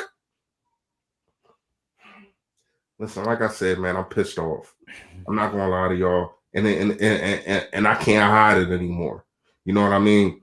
And the more and more I talk about Doug, people just think I'm trying to absolve Carson. No, I'm trying to just tell you. And it's getting to the fact, Mike and Steve, I'm gonna tell you this right now. It's getting to the fact I want Carson Wentz to go somewhere else. I love Carson Wentz. I just think, could you imagine him with Frank? Because then you can see something. Could you imagine him with Sean Payton? You know what I mean? Could you imagine him with a dude like Andy Reid? Like everybody wants to talk about Carson Wentz, man. It ain't him. It ain't him. Watch the freaking game. Watch the game. Go ahead. Yeah. 2020. Let me push back on one thing you said, man. So you're saying first half, 20 runs and 10 passes, and we had 0 points. 8 of those runs were in the first drive, though. That's the problem with that. We were in position. We were in position to put points on the board. There was a fumble. That sucked. That's not on Doug. But then when you abandon the run following that, that is Doug. Because you were able to control the line. You were able to push the ball. You're able to keep your defense fresh. And you had opportunities to put points on the board. You should have stuck with it. Yeah, it sucks when a dude coughs up the ball. But you can't just abandon it, man. You can't just abandon the run in a game like this. Look. Let me hit this real quick. Roll Bill with the $5 super chat. Appreciate you, my guy. Is there an explanation why Doug didn't throw the flag when Baker fumbled? You can't challenge a play that is stopped due to forward contact. The referee said he was going forward too long. Can't stop it. Bad call. Is that why we lost?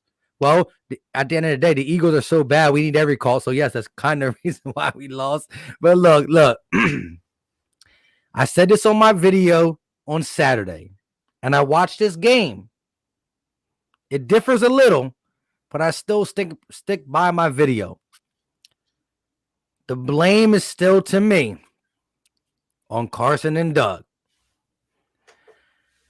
Doug is still the leader of the team, so it might be flaring 60-40. But look, Doug ran the ball 8 times. Guys, I really want you to listen to what I'm saying.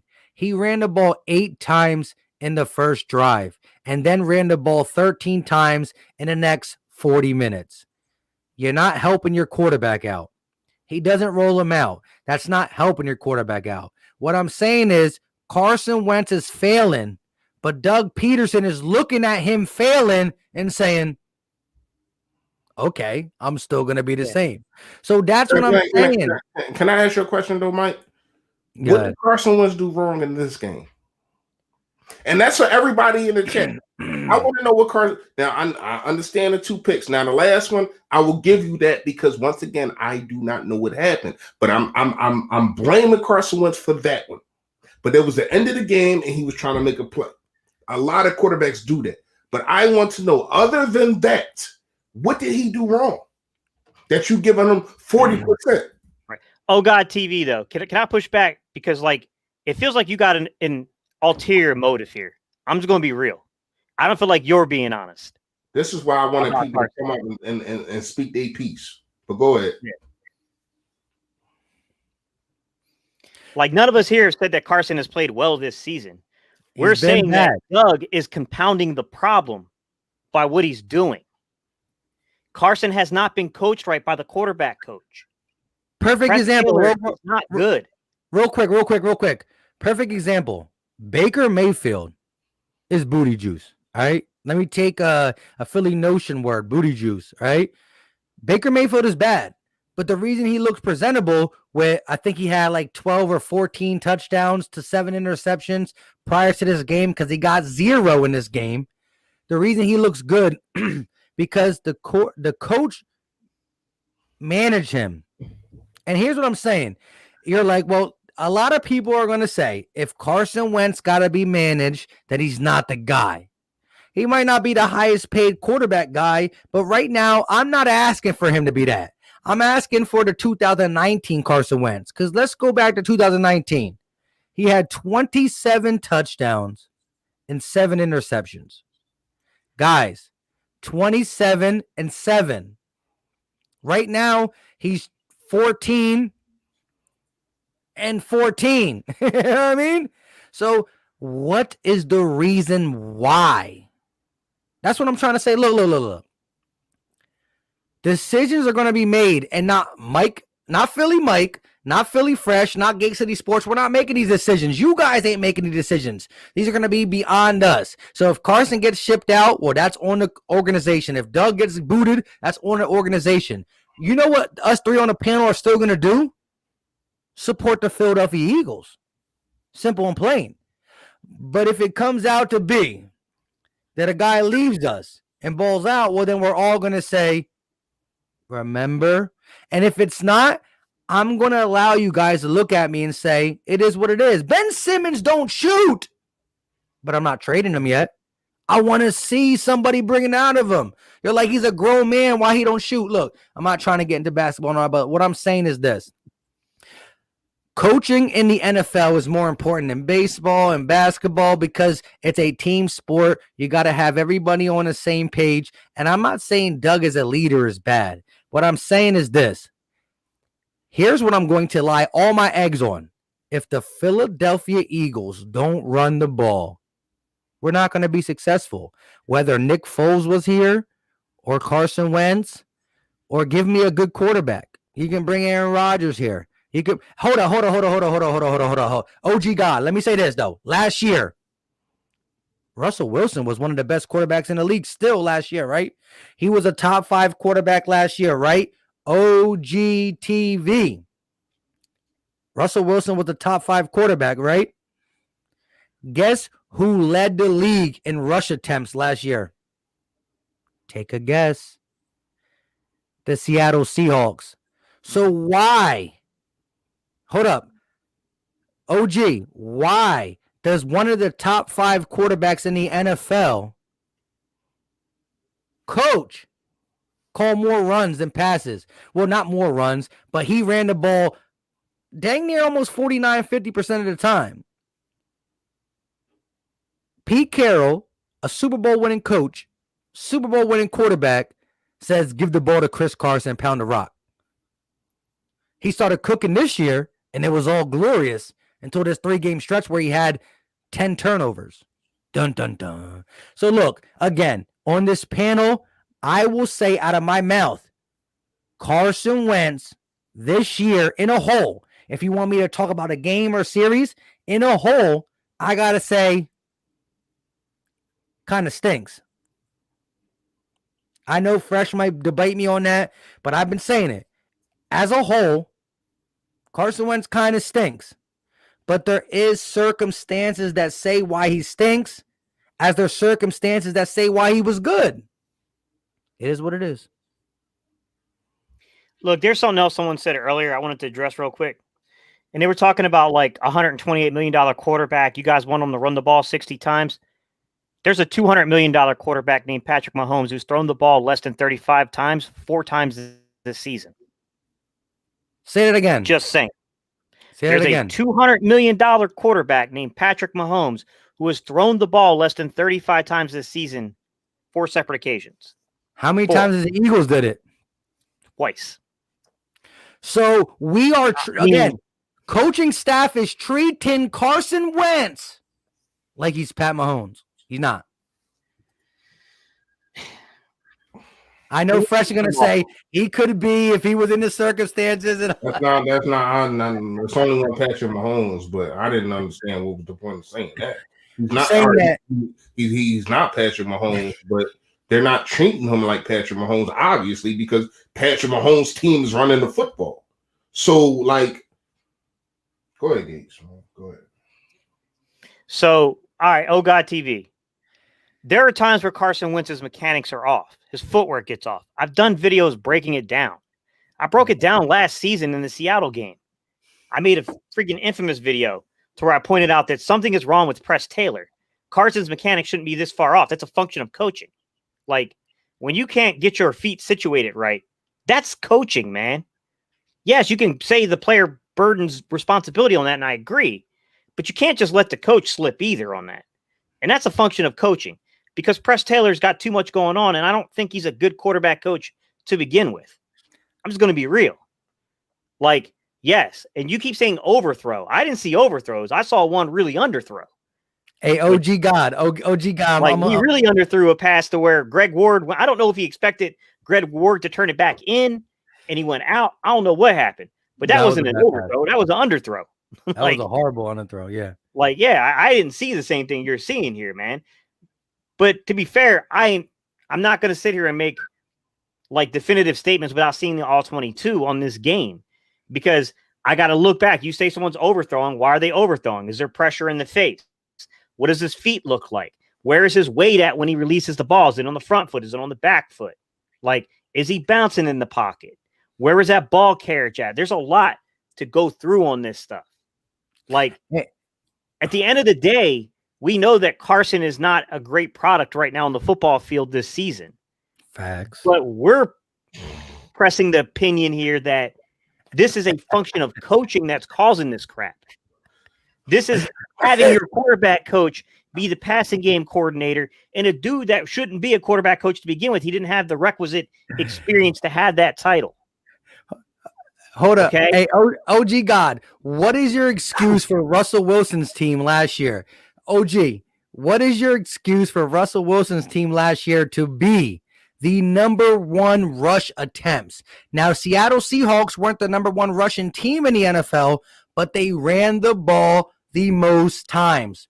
What is your reason that a guy as talented as Russell Wilson, Super Bowl champion, what is your reason for Pete Carroll running the ball more than any team in the NFL? Please just give me your answer on that, my guy. OG, I want you to honestly elaborate on why Russell Wilson, being one of the best quarterbacks in the league, I'm not going to say he was the best last year or the worst. I love Russell Wilson. He cooks. Russell Wilson's team last year led the league in rushing attempts. What is the reason for that? Who, by the way, gets paid a couple $1 million more than Carson, I believe, or a couple $1 million less. Hey, shout out to Simone Stanley. She said Eagles need to retire the season, but she's keeping it plain as we all just stink, and we do stink. Shout out to Simone. Beyond Driven with the 49 Super Chat. We, in real life, wasted so many roster spots between keeping these old players on the roster, i.e. Alshon and Peters. He said, can we talk about Alshon? I don't really think there's nothing to talk about. My man jumped like a mile too soon on that pass. Yeah, look. Alshon's gone. Whether he played good or bad, and right now he's been playing bad, so he's definitely gone. That play was so indicative of everything going on. Why are we throwing the ball on a 1st and goal right to Doug? Why is Carson floating it? It's a bad decision. And what was Alshon doing? Why were you leaving your feet that early? Like, even if he comes out with that pass, he's going to have to break like 3 tackles. Like, bro, it's just so it's a great example of just like the extent of crap this season. Yeah. Hey, JK, shout out to you, man. Yeah. I know you feel my pain. I feel you. But listen, I'm gonna tell you why. It's just something for him to, to blame on Carson, man. He tried to make it seem like he made an attempt for the football. And once again, I gotta look at it. You know what I mean? But from what I seen a bad attempt on that football. I don't know if it was too high, if he could have got it anyway. But what I can say is, let me tell y'all what's going on and that we really don't talk about with this football team. We have something that's hot that comes in that people haven't seen and haven't had tape on. A la Travis Fogel. A la Jalen Hurts. And when people get tape, is no type of switching things up to get these dudes into better positions. Once again, you bring in Jalen Hurts and nothing happens. I mean, he runs for 9 yards. So, yeah, like you could have just handed that off to your freaking running back. You know what I mean? Like, I'm not gonna lie to you, man. Once again, man, it's the play caller. It's everything that's going on with the team to me. You know what I mean? It's like you put your defense in a lot of bad predicaments when you don't score the football.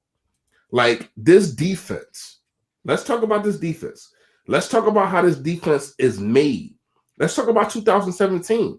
What are we made to do? When you talk about this defense and this defensive line, we are made to get a lead and then let our defensive line go eat. Pin their ears back because they know that they gotta throw the football. Could you imagine what Baker Mayfield would have looked like if he had to throw the freaking football?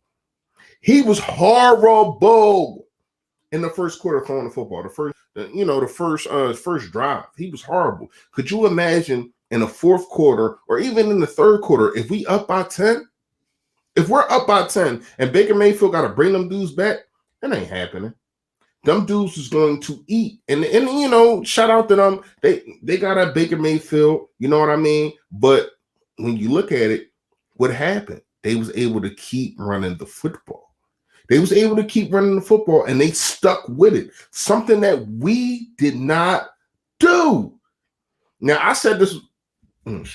I said this was going to be a low-scoring game. I said nobody would get into the 20s. I did not know that the wind had stopped, but it still did rain. But they got into the 20s. First to 20, win the football game. And that's what happened, man. You know what I mean? And once again, Baker Mayfield, he didn't throw any interceptions. He didn't throw any touchdowns. You know what I mean? So when you look at it, nothing spectacular jumped out to me. Nothing spectacular. Nothing said that that Baker Mayfield and Carson Wentz, either one of them had any type of spectacular game. So when you look at it, this is all about the running game. And we said that pregame. We knew this was going to come down to who is going to stop the run. Go ahead. Now they stopped Nick Chubb the first half. I think he only had like 16 yards. I think Kareem Hunt had negative yards. But then, oh man, he got that one burst. He got that one 50-yarder that killed you. And then after that, it was just over. It was just over. You know what I mean? You know that straw broke the camel's back, man. Sometimes it's like that with a defense. It's like you fight. You give your offense chances to put up points, and then they don't. It's like, dude, what else you want us to freaking do? Now, when they finally turned the football over, we put up points, but you can't get turnovers every drive. We know that, but they were stopping them. You know what I mean? And that is deflating for a defense to have to sit there and say, damn, I can't get 7. I can't get nothing out of you for a half. We had a donut at halftime. Hey, Mike, do me a favor. Pull up Oh God TV's comment from 623 because I want to address that. I'm trying to get him to come on real quick so he can just give his take on it. I'm trying to, but I don't want to put it on the chat. So he's talking about too many turnovers. He's a turnover machine. That's not the coach's fault. Hold up, Oh God TV, because you're wrong. I'm not saying Carson is blameless in the situation, but I'll give you an example. In the Cincinnati game, we come out and we run a mesh route concept. That's a principle of the spread offense. It's commonly seen when you see in the college game. It's when those two crossers slap hands and crap. That's the mesh concept. Doug runs a wrinkle there to where he builds in a zone beater to that, which is a hook route. All right. In that route design, Carson correctly read the coverage as zone. But because we're so predictable, Doug's system is, Cincinnati gave him that zone look, but then dropped back the linebacker right into that zone because they knew exactly where Carson would go with the ball based upon the coverage, based upon Doug's scheme.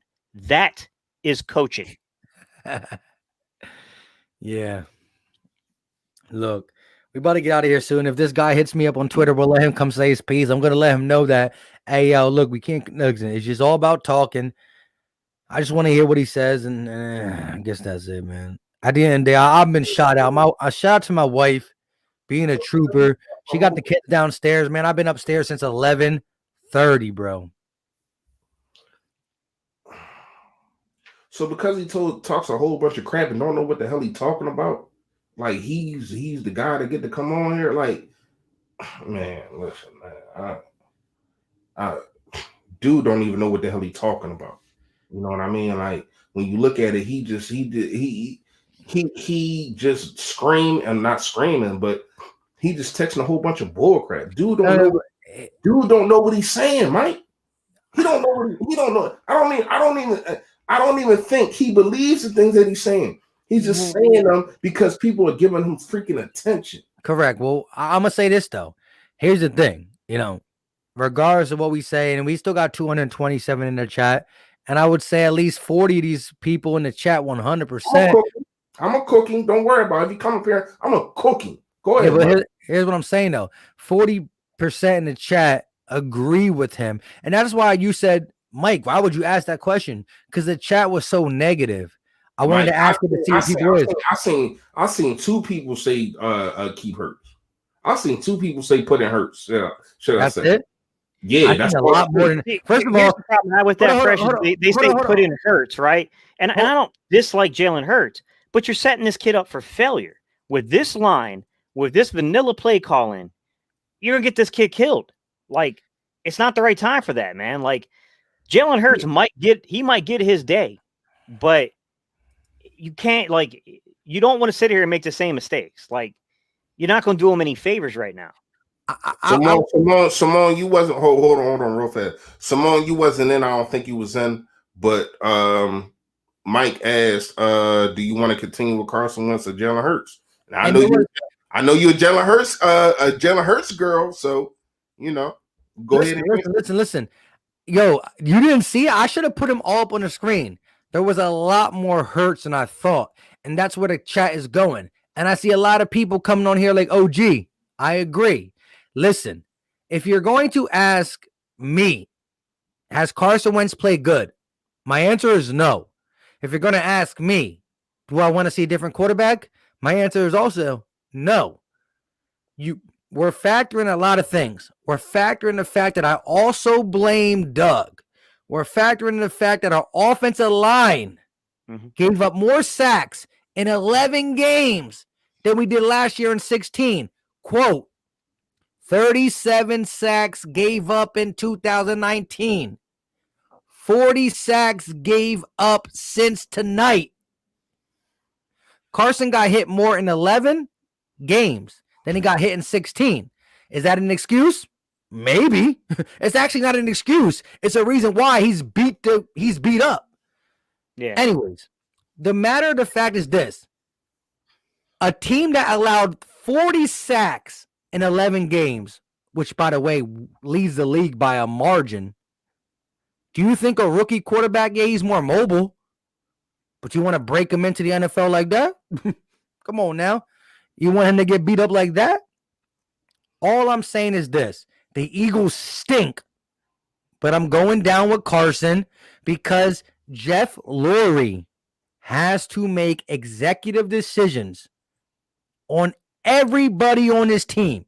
So you're like, oh, but you just love Carson Wentz. You're like, you're going to rock with him the rest of the season. Yes, I'm rocking with him the rest of the season. But Jeff Lurie, I think, has to think long and hard about every single player and every single member of the staff. Simple and plain. Whether that be Carson, Doug, Jim, Howie himself. Decisions got to be made. But you don't pull Carson Wentz. You ride it out. You have to see. We stink. You think Jalen Hurts is going to come in and beat the Saints, the Packers, the Seahawks? No, we stink. So let's play it out. I feel the same way, man. I feel the same way. This season has set us back 3 years. I feel the same way. No, absolutely. Like, man, I don't know that we have exact answers on the offensive line yet, and that's concerning to me. That's really concerning to me. I think Gates, and I'm glad that you're directing Jalen Williams. I think we do. What I would do, I will put and not just saying for the future. I'm just talking about right now. I want Jordan Mailata, left tackle. Jason Peters, left guard. Of course, you know who your center is. Right guard, Salamalu. And of course, Lane Johnson at the right tackle. I think that is stable. I think that's what you go with. Put that dude back to guard. He's not a. I seen this dude get bull rushed about 4 times in a row. Remember how we kept saying, Dillard. We understand Dillard, but Dillard is but when you put Pederson, Peter's not going to get bull rushed. How Dillard was getting. This dude is getting bullied. Yeah, he is. He's getting bullied. Like. Put him at guard, man. Like, seriously, put him back at guard. You paid him his little bit of money. That's really all he wanted. You paid him his money. Put him back at guard. I think with that lineup that I just said, and Jalen, I want you to comment and let me know how you feel about that. With that lineup, I think that we good. But they keep wanting to put Peters at left tackle. He's not that dude no more. What you think? Yeah, I mean, I think you got a point that we may not be putting people at the right position. I think could be completely apparent. But if Jason Kelce pieces out after this season, man, and now we don't have the answer at center, now we're flip-flopping like, look, if Brandon Brooks can be healthy and Lane Johnson can be healthy, I'm solid on the right side of the O-line. Right. Those two together are difference makers. But, man, if we start having uncertainty there, and then you got Suamalu possibly moving over from left guard to center. Now you got to plug in left guard. Like, I don't know, man. Like I think Mailata is going to be good, but I would have liked to have seen Mailata get a chance to finish this season out, to get a chance to really evaluate this kid. And I don't think we're going to get that opportunity because of just stupid decisions, personnel decisions. I'm be real with you. Like, people were talking. I saw someone commented. Lamont had commented and said about like McNabb didn't have a great offensive line. Like, look how bad he played in 1999, man. He wasn't good, man. He was like 40%. Man. Like, McNabb was not good in 99. And then when you go into the 2000s, he had a great O-line. Right. Like, that's not it. Like, I just think, like, when you look at Jalen Hurts, guys, if you're going to play Jalen Hurts, then the kid deserves a real opportunity. He doesn't need to be the fall guy. And that's what you would be doing to him. You would be making him the fall guy. Because the kid is not prepared yet. We can talk about McNabb and you can talk about Jalen Hurts and you can say, like, hey, like, physically there's some similarities here. But as a quarterback in their development in their first year, McNabb was much further along. That's just facts, guys. Like, it's nothing against Jalen Hurts. I think the kid actually is talented. But this kid is he's a work in progress. Like, my concern with Jalen Hurts isn't the player. It was what the team needed. It was the fact that this team had a lot of things it needed to address. And then it took really risky picks in the second round and the third round consecutively. I like both of those guys independently as players, but I question the personnel decisions there, especially when we don't have a right corner. Well, we don't have a corner opposite of Slay, right? We don't have answers at linebacker. And we could have taken linebackers. We had opportunities in both the second and third round to take linebackers there, right? We could have used more safety help. We could have used linemen, offensive linemen. There was a lot of different ways we could have gone, and we didn't go there. Like, there's a lot going on with this team, guys. There's so much going on behind the scenes.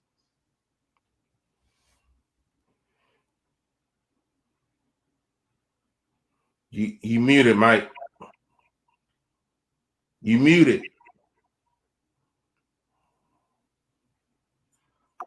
I offered OG to come on. Obviously, he didn't hit me up on Twitter. It doesn't take long to search at Philly Mike 25. So for everybody saying bring OG on, why you're not bringing him on, I offered it. He didn't do it. It is what it is. At the end of the day, we are Eagle supporters, but as mad as you guys are, we still got lives we got to live outside of this. So it's 6, you know what I mean? About a 6:35. I don't know about you guys, but I'm ready to go. We stink. You got any last second thoughts real quick? Just, address those something real quick and then we out. There's a lot of dysfunction, guys. I mean, we're going we're going to learn a lot about this team over the next few weeks because either there's fight in this team and there's not. And I don't know, man. I'm not going to make any predictions. I'm just hoping that there's fight in this team because, I know that, we could get, you know what I'm saying? Like, we could get, like, all these things. We can get all the, like, this draft pit positioning. I don't know, bro. I can't operate like that, guys. I want to win. Damn draft positioning. I want to win. Yeah, man. Just tune in. Just tune in this week. I got some fire coming. You already know it's probably going to be hoodied up, fresh, Grim Reaper fresh, the general all week. Because I got some people to talk about, man. I got some people to talk to. And I'm frustrated. I ain't going to lie to you. I'm frustrated. I don't understand. It's not like this wasn't a winnable game. I did not see not one winnable game. I mean, you want to say the Rams game? Probably. But I did not see not one winnable game that we lost this season. And that is so frustrating. It's not like in 2016. You know what I mean? I was watching the jail cell then. But when I was watching the team, I seen so many close games. You know what I mean? In 2016. And then we turned it around 2017. It's not like that. It's not like that, man. Because of the reason that we're winning football games. I thought last year, 2016, it was the lack of productivity and also the lack of players. You know, you got Dora Green, Beckham, Josh Huff, and Nelson Aguilar is your number one wide receiver and all that kind of good stuff. And you got Ryan Martin getting Matthews getting hurt. I think like game 6, game 7. You know, you don't got no running back. You don't got this. You don't got that. So, all right. But this is different. This is fireball fence things. This is to the point to where though I'm going to throw my freaking remote when I watch the Philadelphia Eagles. Now, I'm going to calm down, and I want everybody to make sure that y'all go sub up them guys on right up there. You know what I mean? Hit the like, hit the subscribe. Y'all already know how we get down. But right now, I ain't going to lie to you. I'm pissed. Shout out to all of y'all. Thank y'all for coming on. Thank y'all for not coming on, but thank y'all for tuning in. I appreciate all y'all. Y'all already know, man. The general, man. Yo, that. Facts. Man, shout out to Beyond Driven with the $14.99 super chat. I appreciate y'all for keeping it a buck. What's one positive takeaway from this game? Go ahead, let's answer this. He put it up there on the screen for a reason. Let's give him his due. Appreciate you, my guy. Positive? Ugh. The time hit 0 and the game's over? I don't know too many positives from this, man. Like, look, I guess you could say that the team keeps fighting, but it's just not good enough. Like, I don't know, man. I'm trying to think of a way to spin it. Reese, help me out, bro. Can you think of something like? I can. It's a couple positives. I ain't even gonna lie to you. I called out Rodney McLeod. I think he played a pretty good game. I ain't gonna lie to you. I think he played a pretty good game in the box, outside the box. But other than that one play when he got not spun around, he just ain't know where the hell the football was. When Derek Barnett left, Josh Sweat came up. Josh Sweat balled, man. Like seriously. I think this dude is a guy that is going to replace Derek Barnett. Will you try to sign him to a 1-year deal or something like that? You know what I mean? For his 5th-year contract, probably. But when you talk about Josh Sweat, I liked a lot from what I've seen from this dude. I like what I've seen from TJ Edwards. You know what I mean? They really wasn't putting pass protection a lot. And when they was, I want to say that they was barbecue chicken, but I don't really know. But other than that, man, it's really nothing else. It's really nothing else to like. It's really nothing else to like. It's not like I'm not going to sit here and say that Carson Wentz was a bright spot to me. I'm not going to say that. And that's what I need people to, and you know, I read your comments. I see the little sneak shots that y'all be taking. But I'm not sitting up here beating my chest saying that Carson Wentz was perfect. I'm saying he wasn't in a position to be better. He wasn't put in a position to be better. That's all I'm saying. And that comes with coaching. If you play football, you know what I'm talking about.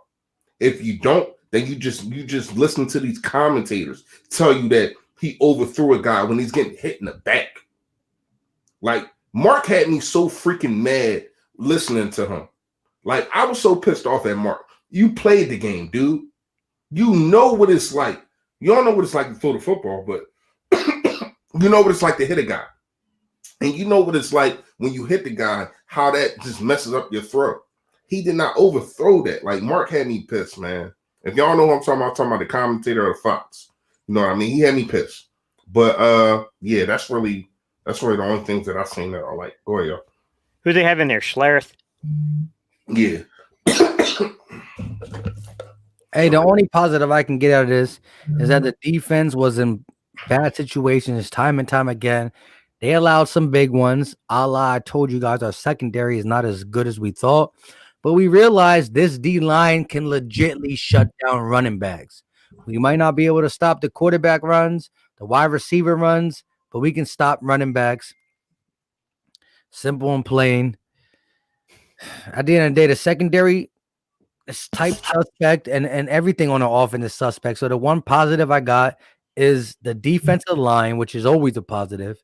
And just the fact that our defense came to play. It wasn't the most solid performance, but guess what? The offense, 3 and out, pick, fumble, and guess what? The defense kept coming in here and giving us offense. Take another shot, because we had the ball as an offense multiple times with a chance to either tie the game up, take the lead, or get it within one. So shout out to the defense, but it's not enough. The Philadelphia Eagles in 2020 stinks.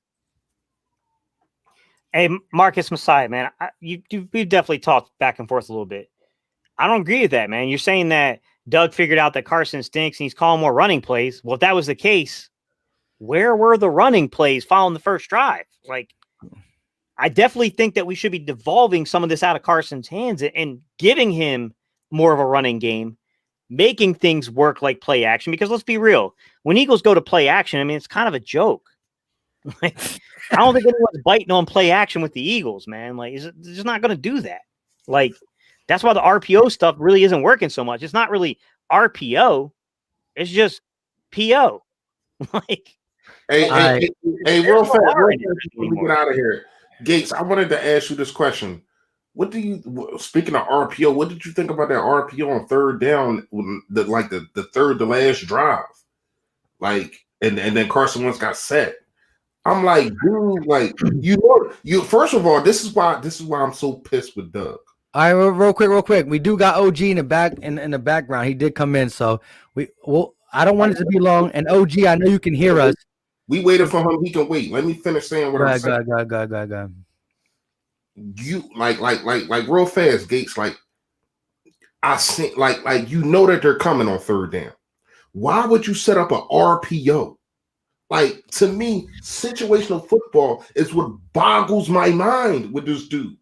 Why would you got to get the ball out fast, but in getting still, you want him to put, his offensive line. It's fourth quarter. His offensive line is barbecue chicken all game, but you want him to put the football in the chest of a running back, pull it back, look up at his routes, and sit there, survey the field, and then throw the football. Dude, what? To me, like, the part of that question is I could understand it from a pre-snap perspective. Like, you call RPO just in case if they try to go zone on you or something so that you can hit them with a run real quick. But when you clearly see there's a blitz, you know what I'm saying? They're going to dial up pressure on you, and RPO is not the right call there. Like, Doug should be taking the timeout. I know you don't want to use timeouts in the fourth quarter like that, but when it's a big conversion down. But they got this. Yo. Yeah, I mean, something has to happen there. I agree. Something has to happen there. Like, I could definitely understand from a pre-snap read, like, you're looking at it and you're like, oh, okay, like, if they try to zone us, like, we might try to run it at them. But when you see that, like, oh no, they're bringing pressure, like, this is a pressure package they're bringing on us, then yeah, you probably shouldn't be in an RPO because you're just wasting time. Exactly. All right, Mike, go ahead, man. Let him come into this pit fire. All right, again.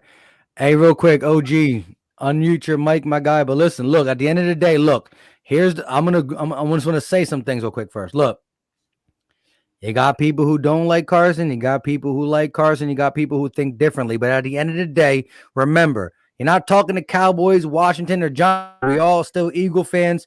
We just trying to find the right way. We just all think differently. All right. So let's keep that in mind that we are all legitly Eagle fans, diehards. Right. All right. Appreciate you. No doubt, man. First, I want to say, man, I support all you guys' channels, and I think you guys need to be a little bit more, sensitive how you deal with people. Because I'm a supporter at the end of the day, even though I was going back and forth, in the chat room. I'm a diehard Eagles fan, but I'm just getting sick and tired of everybody making these excuses for Carson Wentz, man. Like, it's routine passes that this guy can't make. Routine Can I ask you a stuff. question? And brother, go ahead. Give me some of the excuses that we make for him. I'm just saying, you guys are not saying, look, it's Carson's fault. And here's one thing I want to say. If he would just make the routine passes, then we wouldn't be in these 3rd and 10s, 3rd and 14s. He's holding the ball too long. He's taking too many sacks. If he would just do what he has to do as a quarterback, we will be able to move the chains. We ain't asking him to be Superman, but when he keeps missing guys routinely, and the coaches and the team won't hold him accountable and bench him like they did McNabb years ago, it keeps pulling the team down. How much longer are we going to have to continue with this mediocre play with Carson Wentz? That's all I'm saying. You keep saying Doug. Yeah, I'm not saying Doug's great, but Doug did a hell of a job today, and Carson still messed it up in the clutch. That's all I'm saying. Hold on. Before you rebuttal your take, give us how Doug did a good job this game. Give us like your take on this is what Doug did that actually put us in a good situation. Can you do that for me? Yeah, at the end of the day, he coached the game like he's supposed to coach. He puts the plays out there. I'm not saying that he's he could do better. But at the end of the day, it's for the players. Hold on. It's for the players have to execute. The coach only do so much. The players have to execute on the field. If Carson throws a pick or he fumbles the ball or he doesn't see a wide open Jalen Reagor and tries to pass it to Miles Sanders that gets intercepted, that's not Doug's fault. That's Carson's fault. Jalen Reagor was wide open. He just didn't see him. That's what I'm saying. But hang on. I'll give you that. Here's my problem with some of what you're saying. You're saying that it's not Doug's fault. So when you're backed up on the goal line and you try to run a sail route that the whole league knows you run, and they fall back in the zone, I agree with you. And there's nothing there. You think Doug doesn't deserve blame on that? No. I'm saying he does deserve blame on that. But when are you guys on this panel said he called a great game, what? Carson man. Sucks. All right. It's ups and downs, bro. So it comes with ups and downs. I mean, he called a game that they shouldn't be able to take advantage and win the game. He didn't sync it up like he did the last few weeks. They shouldn't be able to win the game with the game that he called as a coach today. Is what I'll say. All right. So go ahead. Let me ask you this: what plays did you see that Carson Wentz didn't make that you wanted him to make? Besides the Jalen Reagor interception, it was a few couple passes to foot. Right, that was big. That was big because it gave him that at 7. He overthrew Dallas Goedert maybe twice. He underthrew a couple guys.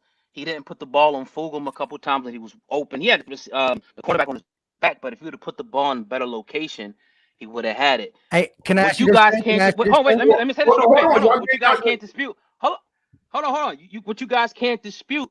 You want to be into all your stats and everything. See how inaccurate Carson Wentz is. He's like the worst inaccurate quarterback in the league right now. Go check the stats on that. His accuracy sucks. Yeah. Can I get a stat on that one? Yeah, that's not true. But let me tell you this. First of all, hold on. I'll let you go. Hold on. First of all, I've seen Fulgham drop 2 passes today. That's uncharacteristic of him, but it still happened. And let me tell you something. He is under pressure about 75% of the times he drops back. Do you want to talk about him leading the league or the offensive line leading the league in quarterback pressures and quarterback hits and sacks? You want to talk about that? You want to talk about the fact that this dude, hold on. I'm gonna let you go. You want to talk about the fact that this dude was second in the league last year and rolling out as a quarterback and making plays, and your coach that you say called a good game still doesn't roll this dude out. You want to talk about the fact that he don't run a freaking football. You want to talk about the fact that when you're put in a situation to where as though your offensive line is not doing a good job. When your offensive line, hold on. When your offensive line is not doing a good job and they are giving up safeties, not safeties with an S, but a safety. They're giving up sacks. You don't you don't run a ball, you don't roll your quarterback out. You don't do the things that need to be done, like quick passes. Go ahead, bro. Hey, real quick, OG. Go ahead, rebuttal that. And I just want to ask you a couple simple questions then. All right, go ahead, rebuttal that. Nah, I mean, a lot of it I agree with. They got to design some schemes to get the ball out quicker. But at the end of the day, your quarterback can't keep turning the ball over at this rate, period. Like, if we didn't turn the ball over today, if Carson didn't throw that, we may win the game if he didn't throw that interception today. He has, what, 39 fumbles? 39-something fumbles, something like that? That's not this year. You guys are not, holding them accountable. Hey, over OG. his career, right? OG. Why are we not? But like we say that, right? And I agree with you that Carson is turning the ball over way too much. But in the same light, on the first drive of the game, Miles Sanders turns over a ball in the red zone. That's 7 points off the board, more than likely, right there too. Like we're not holding other players to the same standard we're trying to hold Carson to. Correct. And that's my problem with it.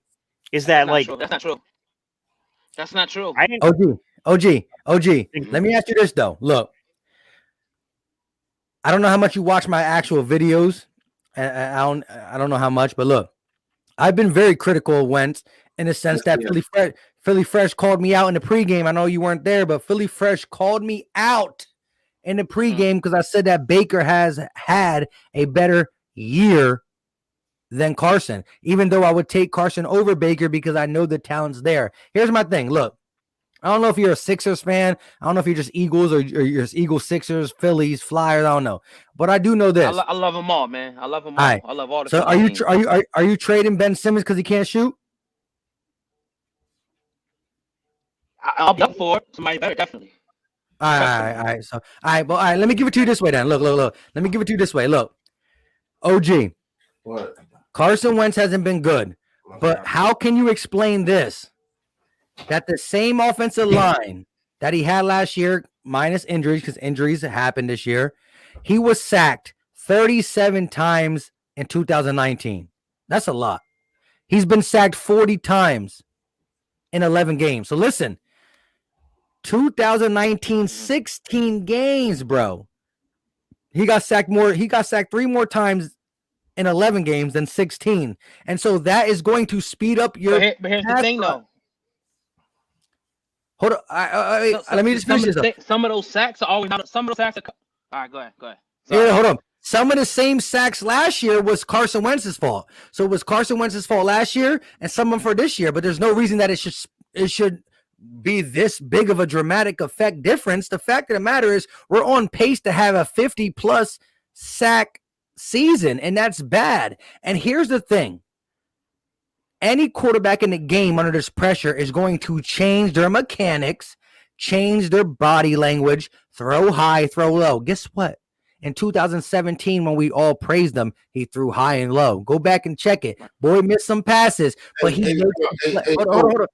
Let me just say, he makes the play when it comes down to it, and he hasn't done it this year. That's why we're so awful. But listen, bro, let me just ask you this question. If prior to this game, because I don't know where we're at now, but if you got a running back that leads the league in yards per carry, right?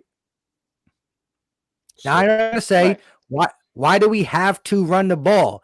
But, and again, I know you said you don't care about Russell Wilson, but here's the thing. What I'm trying to say is Russell Wilson is a top 3 quarterback in the NFL, and his team felt to get Russell Wilson playing the ball right, you got to run the ball. So if Russell got to run the ball, if Gate City said that so far this year, the Kansas City hot offense has run the ball more than the Eagles, and the Philadelphia Eagles are in first place at yards per attempt with Miles Sanders, why not run the ball? And then guess what? Second place now.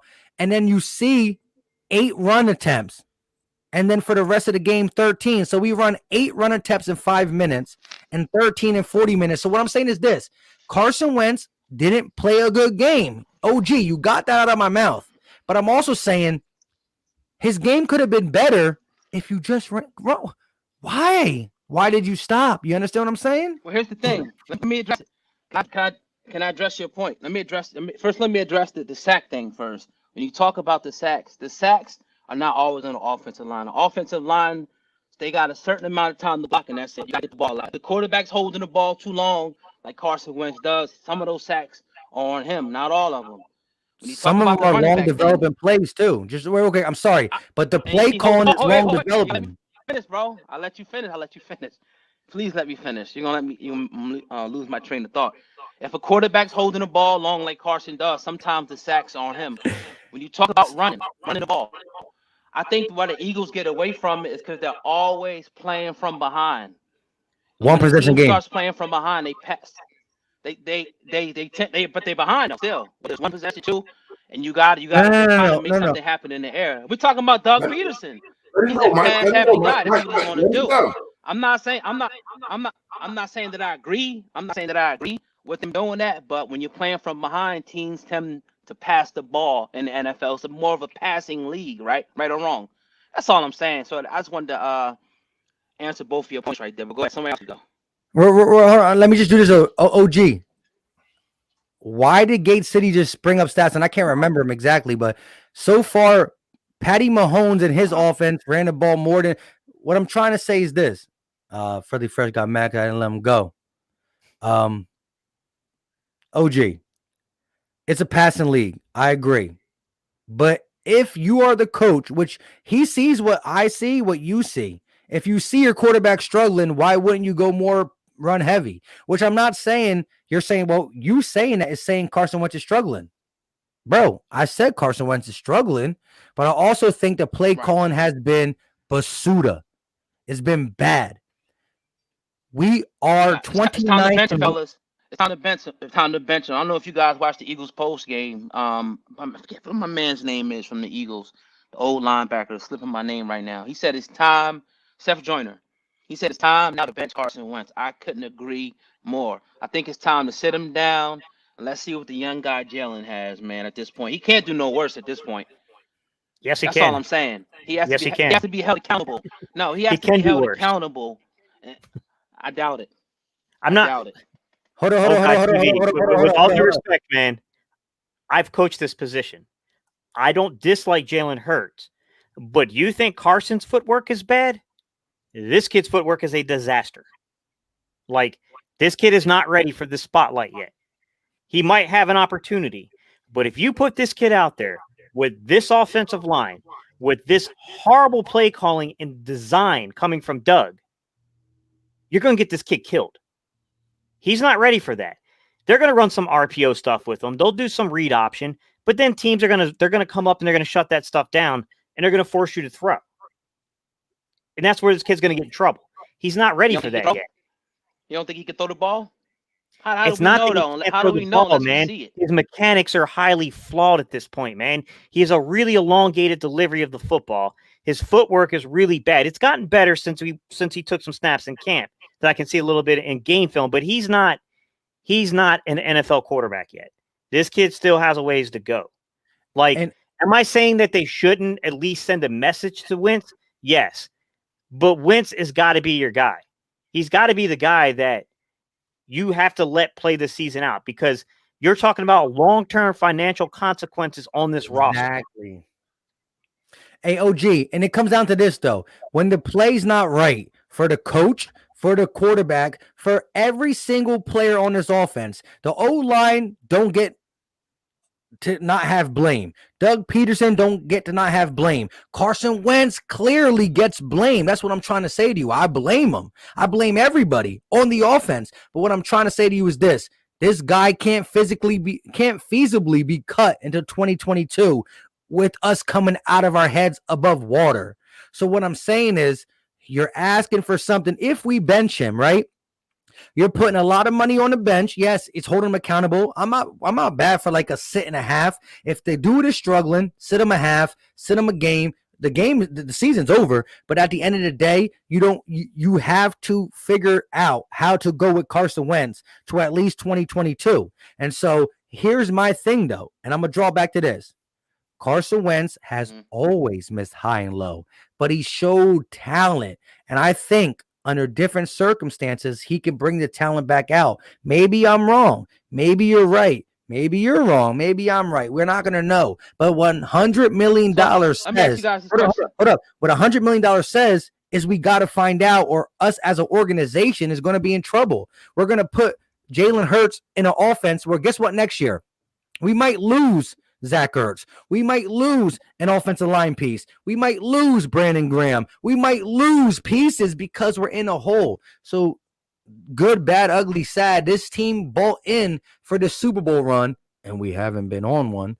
And so we're going to be suffering, and you got to figure out where Wentz is. And even if you can portray some good football, if you are dead set on moving them, you got to portray some good football to get out of it, because there's going to be an offensive coordinator that will take a chance on Carson Wentz. They got Teddy Bridgewater. They take Jimmy Garoppolo. They take Alex Smith. There's going to be a coordinator in an offense that will give a shot for Carson and maybe get him up out of this contract. But you got to show. You can't show no confidence in him. And even if you keep, you know what I'm saying? Go ahead, OG. I just think that, man, it's like it's too much. Every time you guys say Carson, well, but this person, Carson, but no, it's on the quarterback. Because when the quarterback wins, oh, he's this, he's that. As soon as he, it's a bad game, oh, it's the team. No, the quarterback has to make the routine plays. The quarterback has to will the team to win. Carson is the key to this team winning. Period. We can't keep absolving everyone else and say, oh, no, we have to put blame where blame is due. That's what I'm saying. So I think that Carson, how much longer? You guys are saying a whole nother year of this mediocrity? A whole nother 16 games of this? It can't work, man. I think you got to go, and you got to put him on the bench at this point. What's going to change this?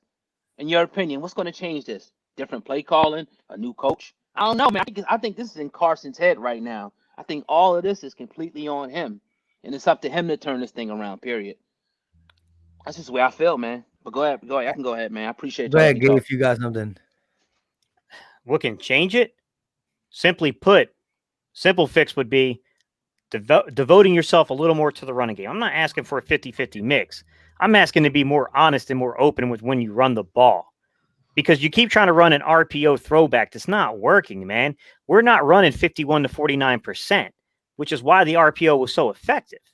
Like, we're not doing that now, but yet we're still trying to act like that's going to be effective. We're still running these same plays. I promise you, Guy TV, if I can pull that up on the screen for you guys and break down this route concept for you, do you honestly think these NFL organizations don't have 1,000 guys like me doing that for them? Like, it's the system is stale. Absolutely. The play calling is horrible at times. Like, I'm not saying Doug never schemes stuff open. I'm not saying that Carson's footwork doesn't get completely atrocious at times. It does. Like, he's not a highly accurate quarterback. It's not his game.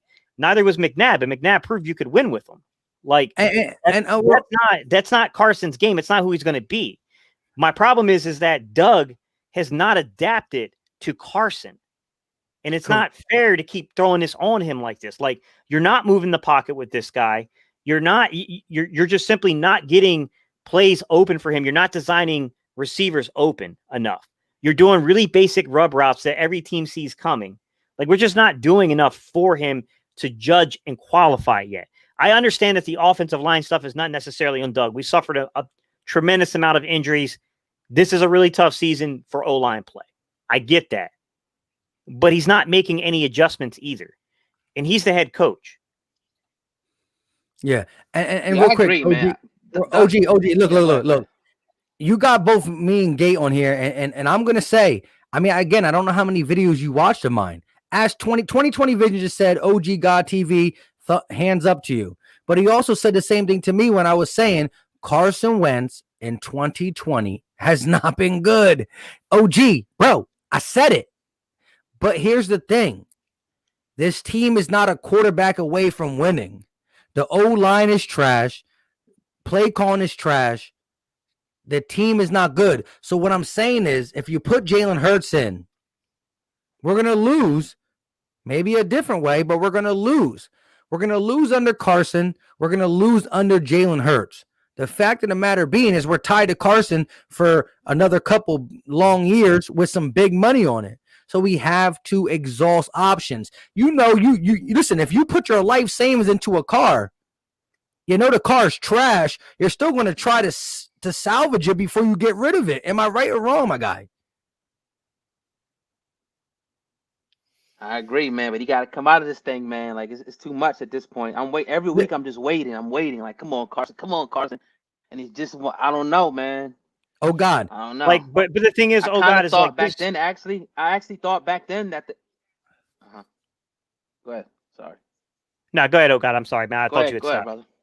OG, call him OG because that's weird. Oh God. No, so what I was saying is that okay, we can look at Carson's decision making, right? And we can say like, hey, you shouldn't have thrown that ball.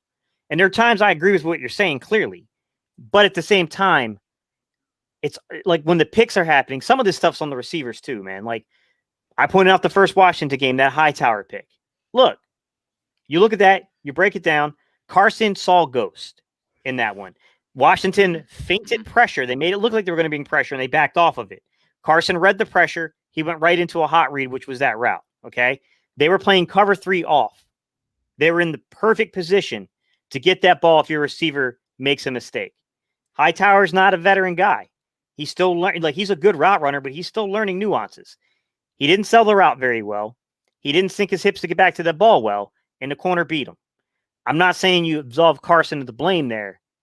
I'm saying that they're with better receiver play in that exact instance. That's likely not a pick, right? Go to the JJ one in the end zone in with the Rams game, right? I agree with you. Carson shouldn't have thrown that ball. It was unnecessary in the moment. JJ also ran a horrible route that probably led to that being very easily picked off. Yeah, could have got himself in position to deflect to that. Once again, we've been calling Wentz out for these decisions. I've made videos where I've talked about Wentz's decision making. And I said, hey, man, sometimes he's seeing things correctly, but he's taking really risky plays. He's being really risky with the football. I've said that. I agree that he does hold the ball too long, but I'm also not going to say that 40 sacks is because Wentz is holding the ball too long. I'd say 5 or 6 plays where there's been a sack, Wentz should have definitely got the ball out of his hands. Correct. That's not, you know what I'm saying, but that still leaves you with like 34, 35 sacks and like week 12. Like it's not good. Like the O-line plays has been really bad. I know that early on in the season, we could have made excuses to say the reason we're not running the ball is because we don't have the offensive line personnel to get a push. And I get it. Miles Sanders was out for, that first game. I get that. But in the same light, man, like it's happening week after week. And like these last 2 weeks in particular, it's offensive that we're not running the ball. We played pretty solid once this season. We know that scheme. We know they run a cover 2 man under system. We know that's a hard system to pass on because you have to throw in tight contested windows if you're throwing outside. Instead of doing what Andy Reid and Kansas City are doing, which is a very similar offensive concept to us, they have different personnel. I'm not saying the personnel is the same, but it's a similar system and scheme to what we run. Instead of us using the running game when these defensive backs have their back to us and daring them to, in return, come up and stop the run, we don't do it. We set Carson up to be in these really bad positions. He played within the scheme. He played within the system last week, and he took a lot of criticism for that. We go to this game. I'm not going to say the weather conditions dictate you absolutely have to run the ball in this game. It's rain. You can still throw the ball in rain. The wind conditions were But when you start your game plan out, where it was clearly game plan that you wanted to run the ball, one fumble shouldn't deter you from sticking to that. We moved the ball on them. Carson was in a rhythm. He looked good throwing. These are the problems I have with Doug Pederson. I'm not saying Carson is absolved of blame. 50-50. Doug could fix a lot of these problems with better play design, better decision making himself, as much as we put it on Carson, because Carson makes some questionable decisions. I'm right there with you on that. He's a risk taker. That's what he is as a quarterback. We all know that. But Doug's not doing enough to mitigate these things. He's compounding these problems and making them worse. Ain't OG. Go ahead. Go ahead, OG. Yeah, I could agree. I definitely could agree with that. I agree with that. But go ahead. Somebody else could talk, man. I'm just listening now. No, OG. And all I'm saying is this, though. Look, it's all right to be frustrated with Carson Wentz. It's all right to be frustrated with this whole team. It's not been playing good, bro. With 3-6-1, disgusting. But here's the thing, OG. What if you put Hurts in for the remaining, what? We got 5 games, remaining 5 games, and he's pooped too. Well, now you got 2 poop quarterbacks. What are you doing? Well, you always going to go through your growing pains as a quarterback. You always got to go through that anyway. So I would rather see that and to see what happens next year, with the young kid, rather than getting the same old Carson every week. I just can't see it. Maybe it can be worse, but I just can't imagine it being worse than it is now. Yeah. Man, you got to show me. You got to The show me. results may not change, OG. The results may not change. It might still be L's, but the play could be a heck of a lot worse. Yeah. And here's the thing, OG. I wanted to say this to you. So here's the thing. Are you saying, after watching Carson Wentz this year, which has not been pretty, that there's no way he can go back into a guy last year who carried a team with practice squad players, who makes 1 or 2 great plays a game, a guy who could be mobile, a guy who can come into his own? That's what I'm saying. Is like, do you think that's 100% gone? It's impossible. I don't think it's gonna happen. I don't think it's gone. I think I was right along with Brett Favre when he said they should have kept Nick Foles. I was one of those guys back then who said they should have kept Nick Foles because he had the hot hand. Nick Foles was the one who won us the Super Bowl, not Carson. Yeah, Carson got us there, but I truly believe Carson, if he would have stayed in, he wouldn't have been able to win. Yeah, but hold on. The Super Bowl. They should have kept Nick Foles. They should have traded Carson away and got the picks. All right, but let me ask you this, OG. Look, Carson Wentz stayed with the team under different coaching. Hasn't been the same. Nick Foles left under different coaching. Hasn't been the same. And you can say, well, Nick Foles needs Doug Pederson. No. You're still forgetting that Frank Wright was there. And again, Doug Pederson called the plays in 2017. He called the plays in 2020. But he had a supporting cast that he trusts. There's an article that I'm going to put underneath this that anybody wants to read, that Frank Wright and Doug Pederson would sit in a room for 6 hours alone, disguising the game plan. So still, yes, Doug physically called the plays. That's why I'm so astounded. Like, why is he such a bad play caller? Because you still got to call him in rhythm. Yes, Frank Wright set up the playbook with him. They put the plays in together, but Doug called him whenever he wanted to. Maybe he had Frank Wright in his ear, which we don't have anymore. But at the end of the day, Doug Pederson was the play caller in 2017 too. People don't realize it. He was. It wasn't Frank Wright calling them plays, but Frank Part was an intricate part of it. And again, 6 hours in alone with a room, 2 guys, they better be talking about football. You know what I mean? So at the end of the day, look, this team is different. This team is not the same. Nick Foles actually has talent on the Bears. You could maybe call it equivalent talent to the Eagles on offense, especially when we were hurt earlier. Maybe not now. Their offensive line is beat up a little bit, but everybody stinks. Yeah.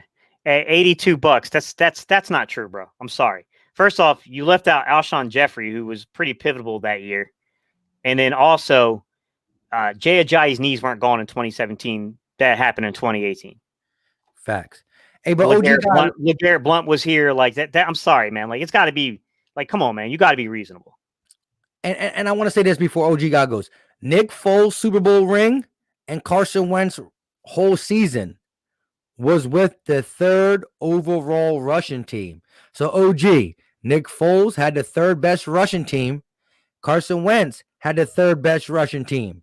And as Gate City said, we ran the ball 49% and threw the ball 51%.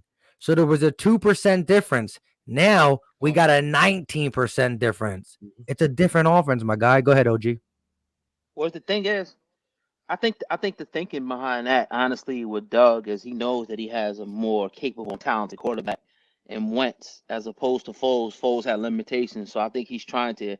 He can be that. I think Wentz can be that guy who can pass the lights out like a Mahomes or whatnot, or one of those other quarterbacks. He's just not showing it for some reason this year, and I think that's Doug's thing. Like, we're going to use this talent.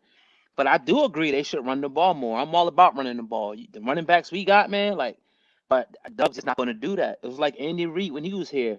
That was the big knock on him. He just wouldn't run the ball. He wouldn't run the ball. He kept passing. I think it's going to be the same way. But OG, this is the thing, my guy. Real quick, I want you to continue. We did do it in 17. We did it. Doug was part of a third place Russian team. Doug was a part of a system that ran the ball 49% of the time, almost half. Doug called the running plays 49% of the time in 17. And now he calls the running plays barely. Yeah. And what's the percentage this year? Go ahead, Gate. You have it, or you probably remember. Like 59 to 41%. So 59% pass. Bad, but okay, yeah. But it's a big difference. 60-40 basically.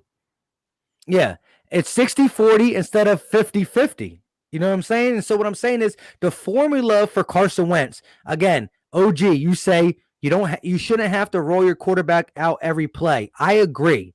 I think if you roll him out early, Carson will make passes in the pocket. However, this is the thing. If your run game is scary, if you have a scary run game, what works best off the scary run game?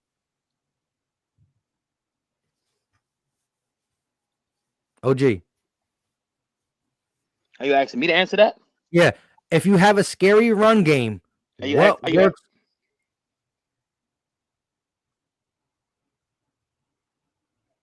OG, if you have a scary run game, what works off the scary run game? Say it again. I lost you, Sam. All right. If you have a really good run game, what works off the scary run game? Oh, you're talking about a good running game, a play action. If you're talking about a good running game, play action pass, right? Correct. And play action means what? The quarterback is doing what? He's going to be rolling most of the time. Correct. And so again, I don't need Doug to roll Carson Wentz out every single play. But I need if we run the ball the same way we did in 17, and we're as successful as we are in yards per attempt, which is second in the NFL. In yards per attempt, we're nowhere near top 5 in rushing because we don't do it enough. We do it good when we do it, but not enough.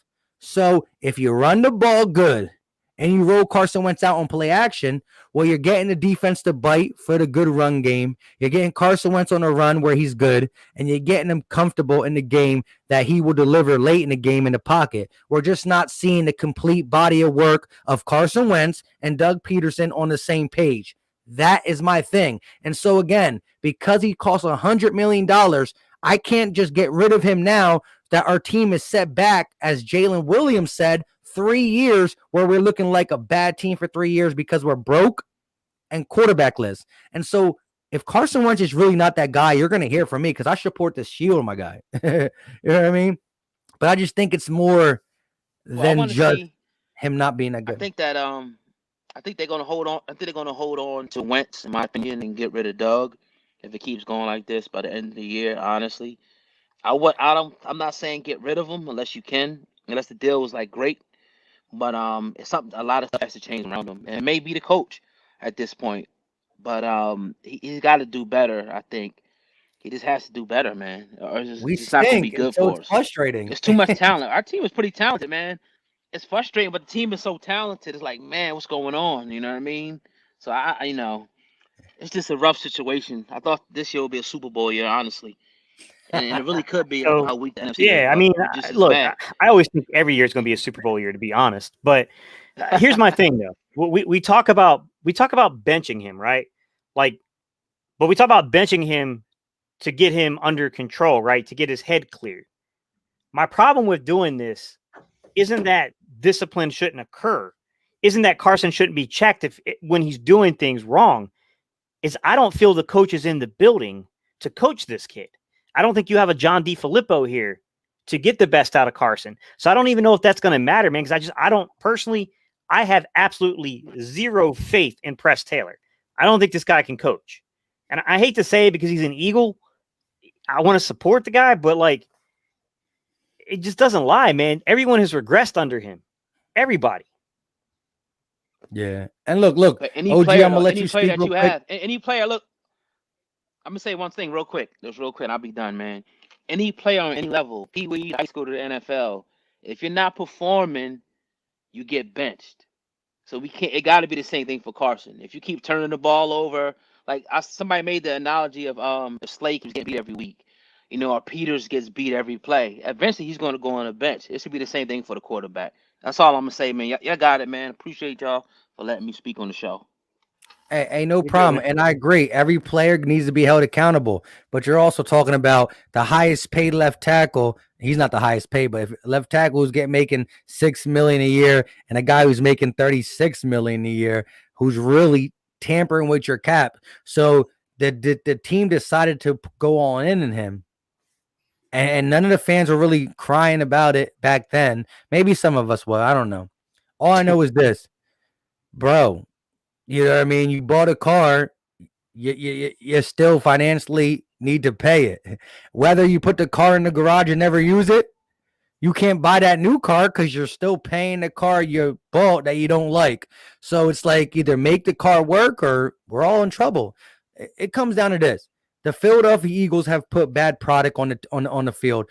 Gate City's been the best at actually breaking it down. Gate City's not afraid to say when Carson makes the mistake, when Doug makes a mistake, when the O-line makes the mistake. We all do. And Carson Wentz is not being absolved from all his problems. He's part of the problem. My video Saturday was saying, these are my 3 topics on my video. Carson addressed the team. That's cool. Doug versus Carson, which I gave 50% Doug, 50% Carson. Some people hate me for it. Some people love it. Some people say, no, it's all Carson. Some people say, no, it's all Doug. I'm a 50-50 guy. And with that being said, go ahead, Gate, and then we way past our bet. Sean Brown. So Sean, he wants to know, like, what would be the harm in benching Carson for one game? It's not. I'm not thinking about this in terms of harm or effect. I'm thinking about this in terms of coaching. You bench him, ideally, is to send a message and to coach the kid up. I don't feel the coaches are on this team to coach this kid up. I have no faith in Press Taylor as a coach. I don't think this guy knows how to coach the quarterback position. I just don't. I don't see anything that gives me confidence in this guy. Like, I just don't. He doesn't have a track record as a coach, okay? He hasn't had a product on the field that's been warranted of that. If you had a John DeFilippo here, yeah, I would say, look, man, get this kid on the bench for a game. Get this kid on the bench for a quarter, a half. What? Like, let him talk with John DeFilippo. Let John DeFilippo be in his ear talking to him. But Marty's not even on the field. What about Marty Morningway? I hear you, but he's not even on the field. I mean, I don't even know what that guy's role is. I mean, then he coached McNabb. Yeah, what I'm saying is he's on the payroll. Say one thing to Philly Fresh. Can I say one more thing to Philly Fresh? He's not in the building. Philly Fresh, if you're listening, man, you got to make a video. He'll see it or hear it. You got to make a video and tell the fans how Carson Wentz is robbing the Eagles. Since you said that my man Hargrave was robbing the Eagles and Peters was robbing the Eagles, you got to make one about Carson Wentz robbing the Eagles. I'm gonna leave there. Hey, I listen. From talking to you, I understand. This is what I got. I got a guy who is intelligent enough to understand what's going on. I got a guy who deeply loves the Eagles. I got a guy who first came on saying Doug called a good game, but then also said that Doug needs some criticism. But I also hear a guy who's just super frustrated that we're not winning. And low key, as a lot of the media will do it, if you're not winning, it's because of the quarterback. And every quarterback gets the same scrutiny, so I ain't mad at the game. But hey, listen.